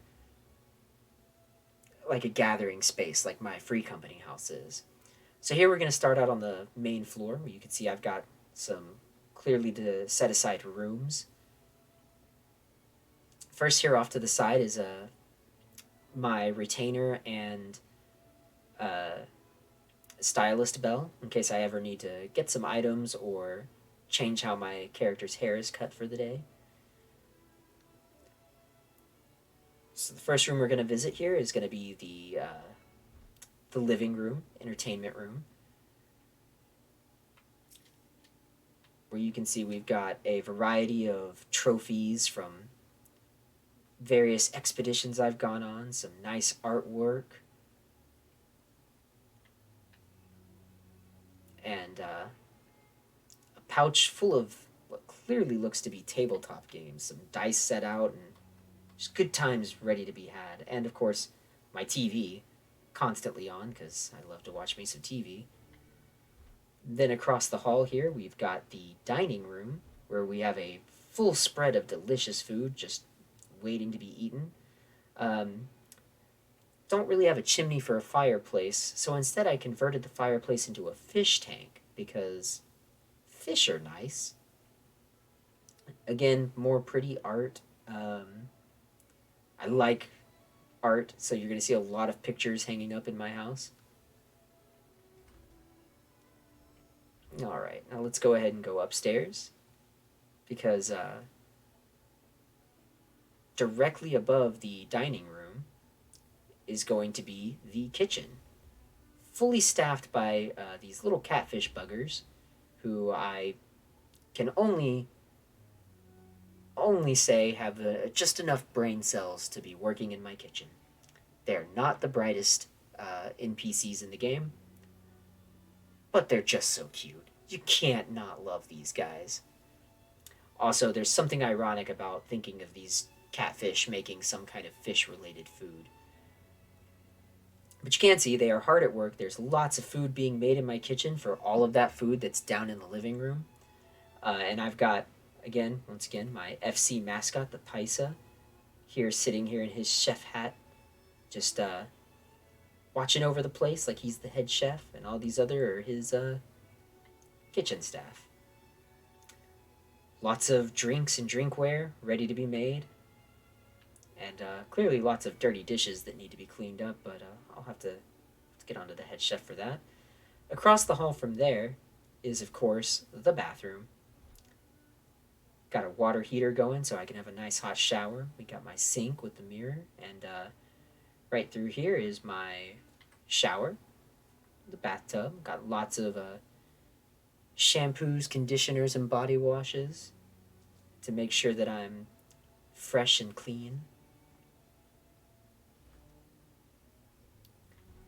Speaking of fresh and clean, just cleaning your body doesn't always help, so I also have a laundry room because I got to keep those clothes clean. I clearly need to do some laundry, but I'll get to that someday. For right now, it's just kind of a little bit of a mess in here, but I wouldn't worry about that too much. And then to top it all off, I've got a nice set of some vases, a few stuffed animals sitting on this ornamental shelf here. So now we can go downstairs and see the last few parts of the house. The first thing we're going to see here is my little treasure cove, where I've got a FC chest as well as an armoire to store some of my hard-won treasures from adventures far and wide. Or, holiday events and sending out submarines because I'm too lazy to play the game myself. Anyways, here we have my holiday nook. It's kind of bare right now because there's not really a lot of Easter themed stuff, but usually I have a lot of holiday event stuff sitting out here. And then off to the side, we've got a fully stocked library where I can enjoy all sorts of reading in various types of chairs with a cozy fireplace, unlike my one in the central floor. This one is not a fish tank because there's nothing better than curling up next to a fireplace to read a good book. And then last on our little house tour here will be my master bedroom, where I've got more bookcases, another fireplace, because boy, I like to have a nice toasty room, plenty of wardrobe space, a poster of the 6 elements. Let's see here. I got my bed with some more stuffed animals, some slippers, my desk with, of course, some action figures on it, bedside table where you can clearly see my phone and some glasses because if I'm going to be reading in bed, I better make sure I've got my glasses on. And then this last door here is going to be for my walk-in closet, where I've got some outfits stored for me and the lady, as well as an extra bed in case I have guests over, and plenty of shoes. Again, I wanted this to make it feel like a house that's been lived in. Kind of weird to have shoes for feet that are much smaller than mine. But I mean, who knows? Could be kids, could be Lalafelons. But it's whatever. And that is my private house that I like to think I put a lot of effort into.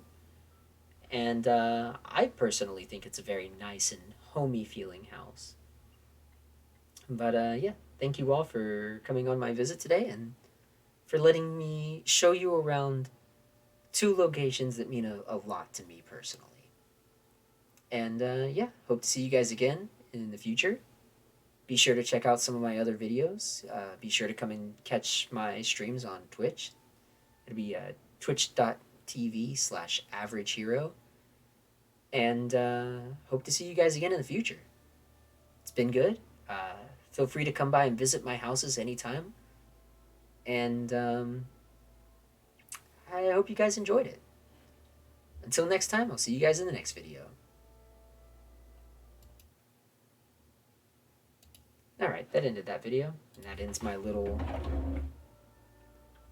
another little bonus content thing that I thought I could try out.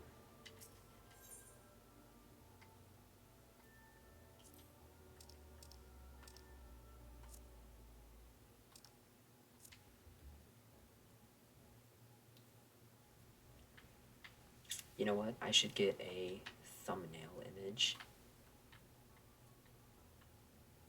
So, let's see, what can I do here? I can do...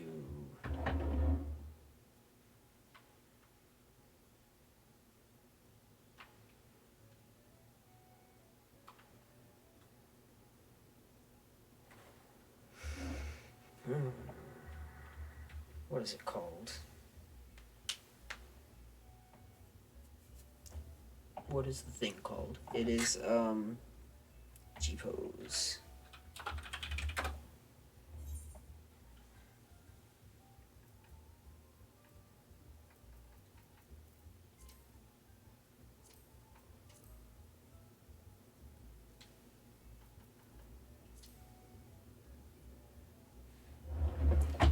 Okay.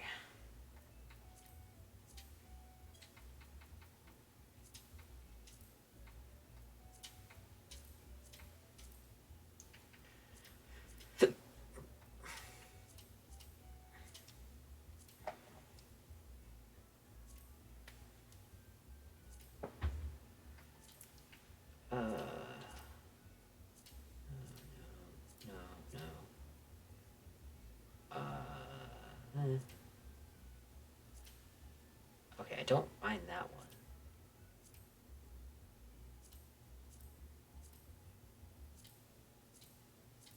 Okay, so let's go to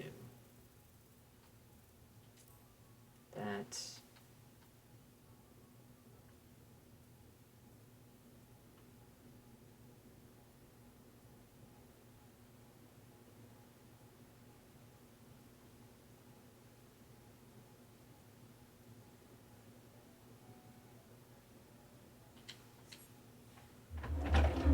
I like it.